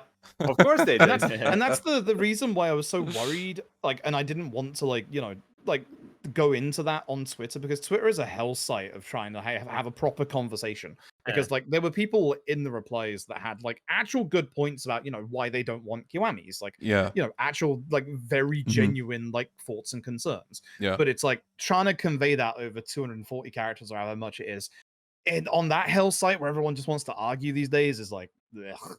Yeah. Just Kamiak had the right idea. Block, go on. Yeah, that's Yeah. true. Yeah. Excellent way. All right. Well, I told this story, I think, in the last video as well, but one time I saw somebody talking about how the guided combat is horrible because you couldn't juggle. I'm sure you guys know the truth to that. Oh, yeah. We juggle constantly in the speedrun. Yeah, Especially, yeah, like, but one then- of the best things about it. But then they'll backpedal and it's like, oh no, I meant that you can't juggle as much as in Lost Judgment. It's No, like, as in yeah, you can't Yeah. juggle balls in your hand. I'm pretty sure you can juggle more than Lost Judgment even. Lost Judgment has that limiter where if you juggle for a period of time, you stop dealing damage to the enemy. That's not in Yeah. Gaiden. Yeah. Like- yeah. It's also Yeah. way easier in Gaiden, I feel. Yes. yeah. It's just that the actual enemies levitate a bit less, and you can't spam the character, or rather the bosses, as much. Which to me Yes. was a good choice, because anytime that I hear someone say, and this is not gonna be directed at any one individual, but like people who will say, stylish gameplay of Lost Judgment, and then the only thing they will do is just absolutely spam, people being airborne, just the same combo over and over again. That's not fucking stylish. You ever played DMC? Have you watched a Yeah. Donguri video in your life? But yeah. Please do a hit action at some point. It's Spice it up. it's Oh, really that's- funny, but like Sorry, with go you on. saying that they like fall to the ground quicker, the actual response to that, and this is so funny, quick step strike. It's so Oh, busted in also- Gaiden. Yeah. Jesus. hmm I'm trying to think of another story, but at the top of my head, I can't think of one. Wait, actually, I got one. Oh, go ahead. When we did the first get together that all four of us had with the Infinite Well spoiler cast, Yeah. Froob brought up a lot of great points. So what? No, you brought up a lot of great points that were, I believe, criticizing the general pacing of the game, and Yeah. I had something that piggybacked off of it, and I was talking about basically recommended levels, blah blah blah. And someone went to my channel when I did the video, just documenting everything about Oh Infinite no. Well, and I remember they copy pasted the arguments that were made against Froob in the spoiler cast, and then they told me, I know you don't get this because you're a speedrunner. And I'm like, motherfucker, I'm the slowest person ever. I never speedrun something in my life. I was going back to that. Fucking Christ. It's literally that person. I'm like, no, go away. Yep. In that Hey. first one of the comments was like getting mad at me because I said I didn't like Xenoblade 2, and they're like, he's clearly media illiterate if he didn't like Xenoblade 2. I'm like, that's not the fucking point of the video, you stupid fuck. I love that of all possible games, it was specifically Xenoblade 2. And it's like, come on. Xenoblade 2. It's Xenoblade 2. Everyone in the Xenoblade community is just like, yeah, it's a waifu game, and they're like, no, this person's never read a book in his life. What? I love how they leave everything else and that's their takeaway from the video. Yeah. Like what? Yeah, just wait. Okay, I'm just gonna say 2 words now. Final Fantasy. Someone's gonna see that this episode was predominantly about a remake, and they're gonna say, I can't believe they defended the remake of Final Fantasy VII. Never mind the fact that it was never bloody mentioned, but I quite like the Final Fantasy VII remakes. Hi. Bro, it's like one of my favorite Likewise. games of all time. likewise. But okay, that's actually an interesting argument to put here, because it's like when people criticize that, what we said before, the criticism over K1 and K2 would be lesser if 1 and 2 were available. Looking at Final Fantasy, 7 is readily available on modern systems, and amazing quality of life stuff is present. Mhm. And yet people are discussing like specifically when the first remake came out, they were like, oh, it ruined my childhood. You can literally play the original on the system that you're criticizing. So yeah. But it's also, it's again like talking about Kiwami 1 and 2 being so different to Yakuza 1 and 2. Final Fantasy 7 is just, it's like how Call of Duty have like 7 World War II games. Yeah. They're all World War II, but like they're all different games just because it's got the same setting and the same like characters, i.e. like America or something like that. It Yeah. doesn't My mean that favorite it's a character. replacement. Yeah. America. 7 Remake is its own game. It's just coincidentally got the same characters and setting as Final Yeah. Fantasy 7. That's Yeah. really Yeah. what it is. We That's can why have it's a, called 7 Rebirth, not 7 Remake 2. yeah, and we could have a long conversation about 7 Remake is a bit like dragged out because of the fact it's only in Midgard, but that's the point of that game. Like, Yeah, it still goes It's- hard. It's still yeah. insanely fun. Yeah. I still had an absurd amount of fun, but Hojo's lab should have been shorter, dear God. Also, Yeah. True. the sewers. But yeah, genuinely, I loved everything that I played there. I'm just waiting for People get mad Rebirth at to you hit if you- PC. If you say... Hmm? Yeah, true. I'm waiting Rebirth for to PC. Rebirth to hit PC. yes. I'm People waiting for get Black mad at you if Friday. you say you prefer one over the other, because apparently that's evil. It's jeez. good. Like, I think you'll enjoy it. If you enjoyed 7 Remake, you'll enjoy it. Mhm. Also, Develian, I'm expecting this conversation for us to appear when Trails 1 Remake comes out. Oh hell yeah, dude! I'm so looking forward to that game. Same. Like, people would discuss the perfect entry point for the longest time, and now they announced yeah. that. You know? Yeah. Because it is daunting. It's like, hey, here's a 9-game like series currently, or however many games, and like a technically spin-off in Nayata, and it's like, Yeah. what do you do? Like, it's even worse than the Yakuza conversations of just, where do we start with this? It's like, It with really the Trail is. Yeah. series, that universe is so interconnected and political, and like events Yeah. that have happened like from games 20 fucking years ago still affect games today, and it's just like, that is a whole other conversation. Like, The Trails at least games. with Yakuza, it's like, just play Yakuza, just play the games. Exactly. In my opinion, the Trails games make Yakuza look self-contained, like all the games. Yeah. Just because of how connected like the Trails games are. You know, it's funny Uh, when you get a franchise where like any game is a good entry point and people still argue like, oh, Yeah. you gotta play this specific one. Yep. Like Yep. people being like, oh, how do I get into the Pokemon series? And it's like, oh, you gotta go release order. And it's like, no, you don't. Just pick whatever the fucking one you find. Yeah. Yeah. We saw that with Final Fantasy 16, where people were like, do I have to play the ones before this one? Yeah. You're dense, Dude, all my motherfucker. friends said the same thing. And I'm like, shut up. Yeah, just Uh, play the fucking video game. Literally. Yeah. Like, I don't know, if it's a big deal to the person who wants to get into something, then sure, look into it. But otherwise, just, pick a game and start with it. I say this all the time about Yakuza, but some people might like to act superior to others just because, like, they picked a certain game to start with. But in reality, that same person started with either Yakuza 4 or 3 or 2 or 5 or even 6. It's like, who the fuck Yeah. cares, dude? Just pick a game. Yeah. It's always the loudest I get- people too. It is. Yeah, I get criticized all the time for being, like Froob said before, a fake fan because I didn't start with Yakuza 1 when it first came out. And it's like, sorry I didn't play it when I was fucking 4 years old. I couldn't read back then. Yeah, shocked as you may be, you couldn't find the games back then. Speaking as someone who has been Yep. aware of the series Yep. since 08, some of us live in Yeah. butt ass Noverbs, Central Europe. Yeah. Yeah, I got Yeah. the only reason why I'm into the series is because a friend of mine from back in that time, and the fact that I'm old as fuck, like he said to me, "Hey, you really like Shenmue? Get this one game called Yakuza. You'll like it." I liked it. Fuck. Hell yeah.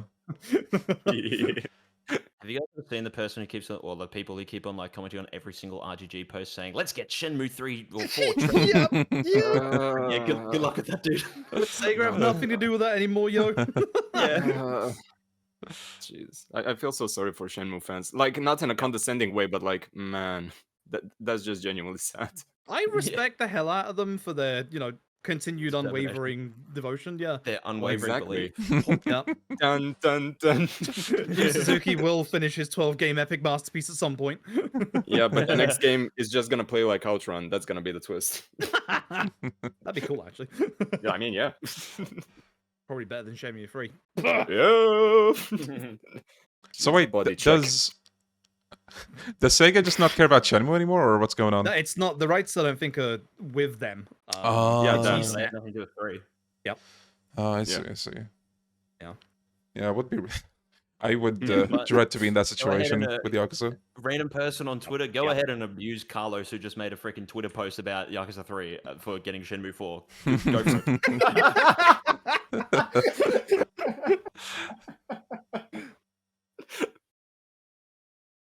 This is random, but shout out to Brent and Carlos.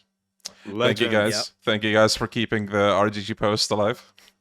Yeah, like thank you for constantly doing like daily Yakuza posts. I know people are complaining a lot about where's the Yakuza 0. I mean, we've said that today as well.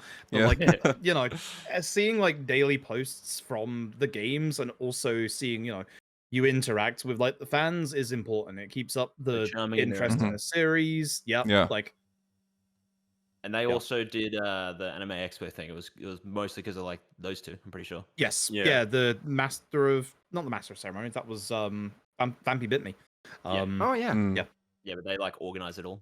Yeah. The Essence of Fandom. That's the one. That's it. Mm. Oh yeah. Yeah, that's the one. Do you remember that I read somewhere that they had like hidden gold plates all around the place, and if Yes! you Yeah. found one, Brent's idea. I'm pretty That's sure. Brent did cool! that, wasn't you it? could get a copy. Yeah, it was Brent. Oh my god, you That's so cool. beautiful people! Just thank you for being you. Yeah. Yeah, that's such a cool genuinely. thing. Yeah. If you could release 1 or 2 HD, that'd be great, thanks. Yeah, just wait. It's gonna be 2 years down the line. Oh yeah, we just met Yokoyama casually. We were having yakitori and we just went, hey yeah, HD 1 and 2. Yeah, sure, whatever. Yeah, and he handed us a USB, and now we've got it. all sorted. Mysteriously leaked onto the interwebs. Yeah. Also, hope this is not too much to ask, but Brent, please bring the Yakuza cons over to Bahrain, like this random Middle Eastern Oh my country. God. Bring No, it into literally. my backyard. I'll host it. I don't care. Croatia is a pretty country. We have a lot of seas. La di da. It looks like Hawaii. Hint, hint, nudge, nudge. Look at us talking gonna- like we're sponsored by countries. Try and be the opposite. Maybe don't come to England.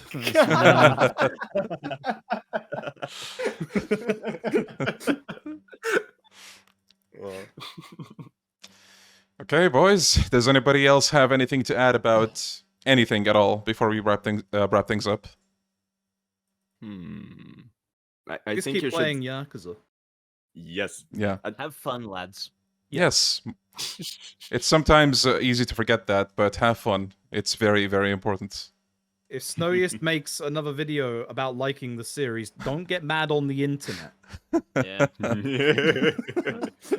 But also, yeah. I'm counting on somebody to, like, I don't know, say fuck you, Leon. You said this and that. I hate you now. And also, I'm gonna be awaiting other hate comments for the others here, so keep them coming. Yeah. Oh wait, were we? Wait, was that off screen or on screen where we talked? Oh yeah, we should read comments or whatever. We said that at the end of the last one. I think. Oh yeah, Oh, was it in the video? Yes. I don't remember. I think it was. Like, didn't we say, Yeah, hey, it was, like, this is an whoops. idea that we might have for the future? You know what? No- You know yeah. what? Let's do But see, it. that's the thing. We're so free flowing about this. We can't tell what's the the stuff that we do while it's recording versus not. But it's literally the identical. It's the same thing. We have Yeah. this type of conversation throughout. Yeah. For Yeah. behind the scenes purposes, didn't we organize this like 7 hours ago or some shit? Yes. Literally, Yeah. like, hey, you want Just to drop before I by? went to sleep. I don't know. Yeah.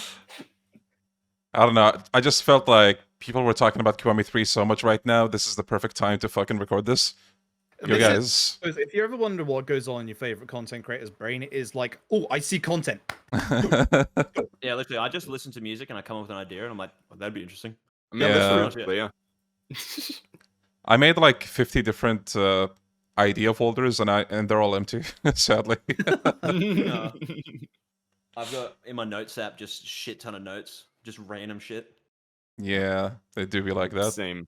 Yeah. But then you get into the okay, I have this many days to hopefully release that video. It's like, for this one I would have to capture very specific footage that I don't have because there's no chapter select. For this one I would have to wait for something to be revealed because blah blah blah developer behind the scenes stuff. Oh, this there. So it's like, I guess this will be the optimal one. And then everyone's like, oh, you ran out of ideas. Like I have Yeah. 70 of them, but the algorithm wants actually. consistency. Yeah. If that's something that I've found, like, even just uploading my VODs to YouTube and my speedruns, it's like nothing does anywhere near as well as Yakuza, with one exception. I can't believe this. Deadly Premonition. I've just been pigeonholed into Yakuza and somehow Deadly Premonition, which I'm okay with the Deadly Premonition, but it's like, Yeah. if you're ever wondering, why we don't get ideas off the ground, it is just the algorithm. Then it's hard to work around sometimes. Yeah. Yep.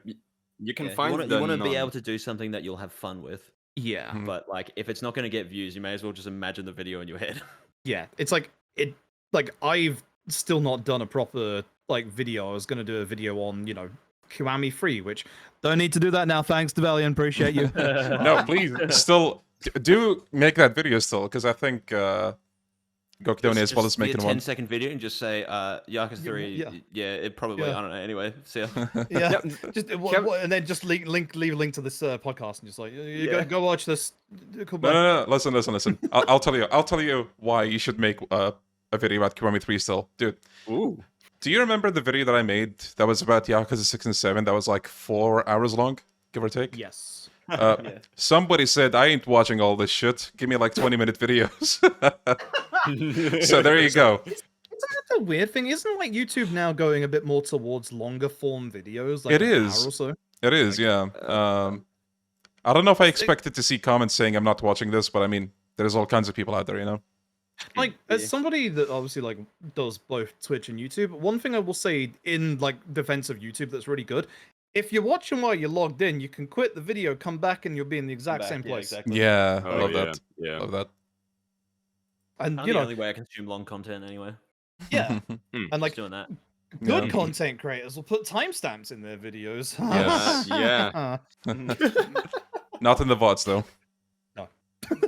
Too much effort. Yeah. That's what the community is for. They'll clip those random moments where you Yeah. fart on cam or whatever. Bro, I fucked my algorithm so hard. I have 21 streams Trail of videos. Trails to Daybreak. Yep. They were awesome. Oh my goodness. Okay, unironically, because I'm a fan of all of your guys' work, some of my favorite stuff that you do is usually not Yakuza related. Although I watch all of your Yakuza content, but for example, when SnowiestAngeman did the Why I Love JRPGs video, that was Yes, such an yeah. amazing video. Yeah. Yep. And obviously everything that Leon does with Trail, like I'm actually interested in getting into the series because of those streams, and obviously the Nice. Deadly Premonition speedruns. Uh-huh. Just keep doing what you do. It's amazing. Thanks, man. You too. And speaking of that, look what I found. I'm gonna send it in chat. A little bit of wholesome shot for you Aw. guys. Yeah, Aww, that is good. Yeah, I like that's that. so sweet. Yeah, for Which those. is technically what we also did today. Yeah, Yeah. true. But then, look what we have. Oh no. There we go. It's actually not as bad as you think, but it's random as fuck. J- Oh wait, then Yeah, you're it's Shinada. okay. I know what that is. Oh wait, Shinada, right? No, wait. No. Yeah. No. What am I thinking? No.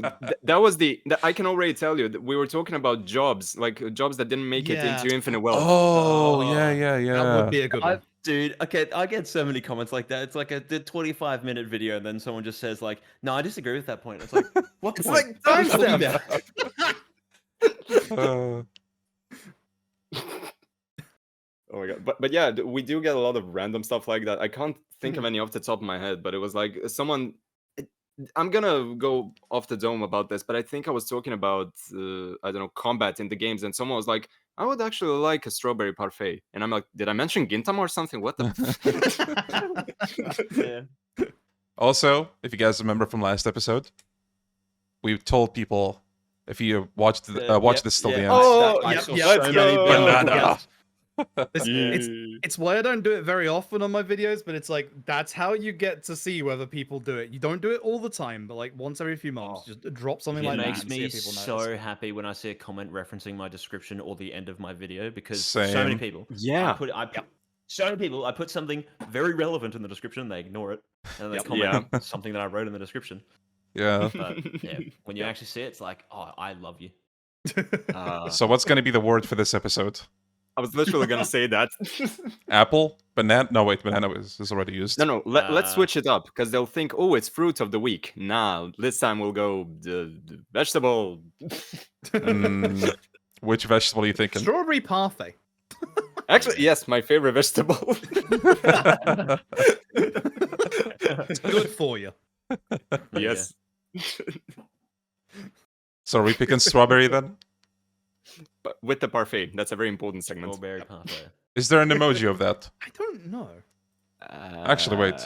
Parfait. No, sadly. If there's not, instead just do like the red circle emoji. There you go. Mm. Specifically. Okay. I saw that on my OBS because this is my week off from streaming to deal with my massive migraines and stuff. And like halfway through this like podcast, I saw the red light on and was like, "Oh fuck, am I streaming this?" No, that's the record button. You dumb Oh, dude, shit. I almost hit the stream button and shit my pants every time.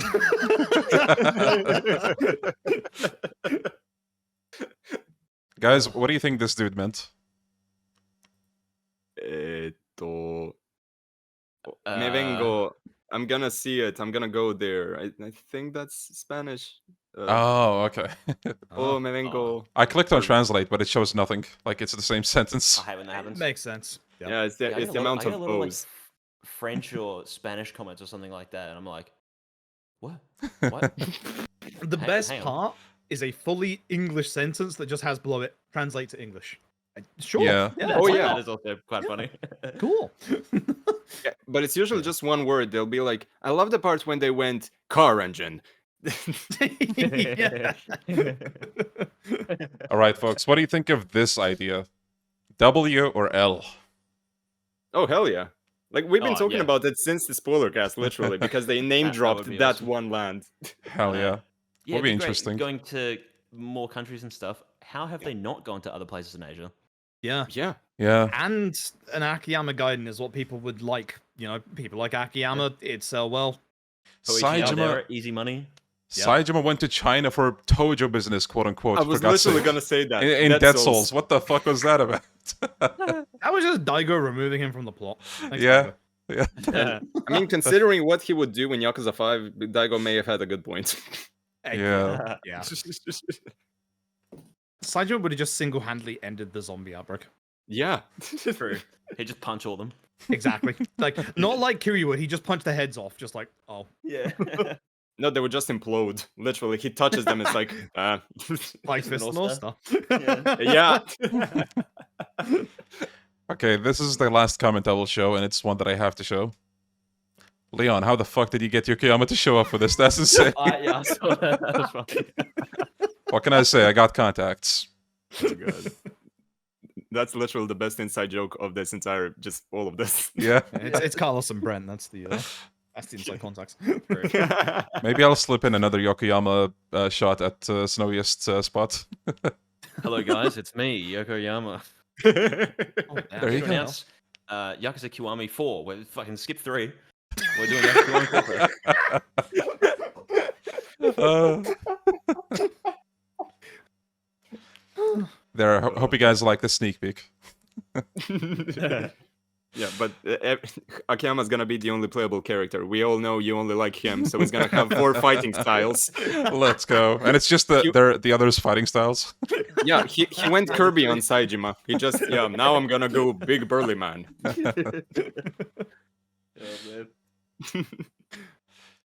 Oh, okay. Well, I think this is a good place to stop the episode. So I just want to say thank you guys so much for showing up on such short notice. Because, like they said earlier, I literally asked them yesterday, "Hey guys, are you up for this tomorrow?" They're like, "Yeah, sure, we're down." And I was like, "Cool, okay, let's do this." I hope the audience agrees, but I'm gonna be honest, that was amazing. Yep. Yeah, Yes, entire thing. genuinely. yes. Such short notice, and I was pissing myself laughing the whole time. Same. Same. Looking forward to the flaming comments about our opinions on K3. Yes, we got to Yeah. go through those next episode. The next episode is gonna be 7 hours long while we go through the comments. I mean, the next episode, like without spoiling it, should be post Summit. Yeah. Yeah. There is an Maybe just, idea before the summit if you guys were up for it. It's one we Tomorrow, yeah, I discussed. can set my sleep schedule again. Sure. It's I mean, one we this time. Yeah, sorry, go. I was just gonna say, whenever it's convenient for you, Froob. I don't want to mess up the schedule, but I somehow fixed my sleep schedule for today by just being at 2 a.m., having some mozzarella sticks, and going, I'm gonna go for a nap and then sleep for 7 hours. I'm glad things worked out that way somehow. Same. Wish it could happen in real life as well. Do you guys remember in the last episode we discussed a certain idea that might be a little too long to go through for one video? It had to do, well, I'm just gonna say it and I'm gonna cut this, so you guys, viewers, Yeah. you're not gonna hear this. Now we cut back for the audience. It Yes. was the twerking competition that we were talking about. Welcome back, audience. Damn it, you I- spoiled it. I got a fake booty. I'm gonna win, baby. This thing jiggles at 100 miles an hour. But, sorry, before we cut off, I was gonna say this time around, I'm not sure what the time zone's like for you, but I'm so happy that we have a summit that is no longer at 5 a.m. my Yes. time. Woo! It Yes. was always convenient for me. Fortunately, I'm an hour ahead of Japan. That's Yep. amazing. Hell The yeah. first Unfortunately, one. I'm Yeah. now fucked. Oh Yeah. damn. Oh damn. Which normal people, I had this like amazing comment on my Twitter, which is from someone that's not even following me, which is like someone like, "Damn, bro, how you mess up your sleep schedule so bad? We're in the UK. The summit's at 11 a.m. What the fuck did you do?" And it's like, I'm nocturnal. I stream at 8 p.m. at night till like 4 a.m. you are the Shin Megami Tensei featuring Dante from the Devil May Cry series. Oh god. Oh god. Right. Well, this has been an amazing episode. So I just want to say, all of you, thank you so much for showing up. And please, fellas, if you like, video essays, analysis kind of things, please check out Snowiest's channel and also Gokudoni's channel. And if you're more of a fan of like super long form, like streams and VODs, please check out Froob's channel. He has a YouTube and a Twitch, and now he streams on both, right? Yes. Right. So if you prefer watching him on YouTube, you can do that, or if you prefer Twitch, you can also do that. And yeah, that's all for this episode. So once again, thank you guys for showing up. And here's a goodbye for our audience. See you later, fellas. Bye-bye. Bye-bye, everyone. Bye. Goodbye. Well, Butts. Well, here's the thing. Kiwami 3 is easily going to be Butts. the best game ever made.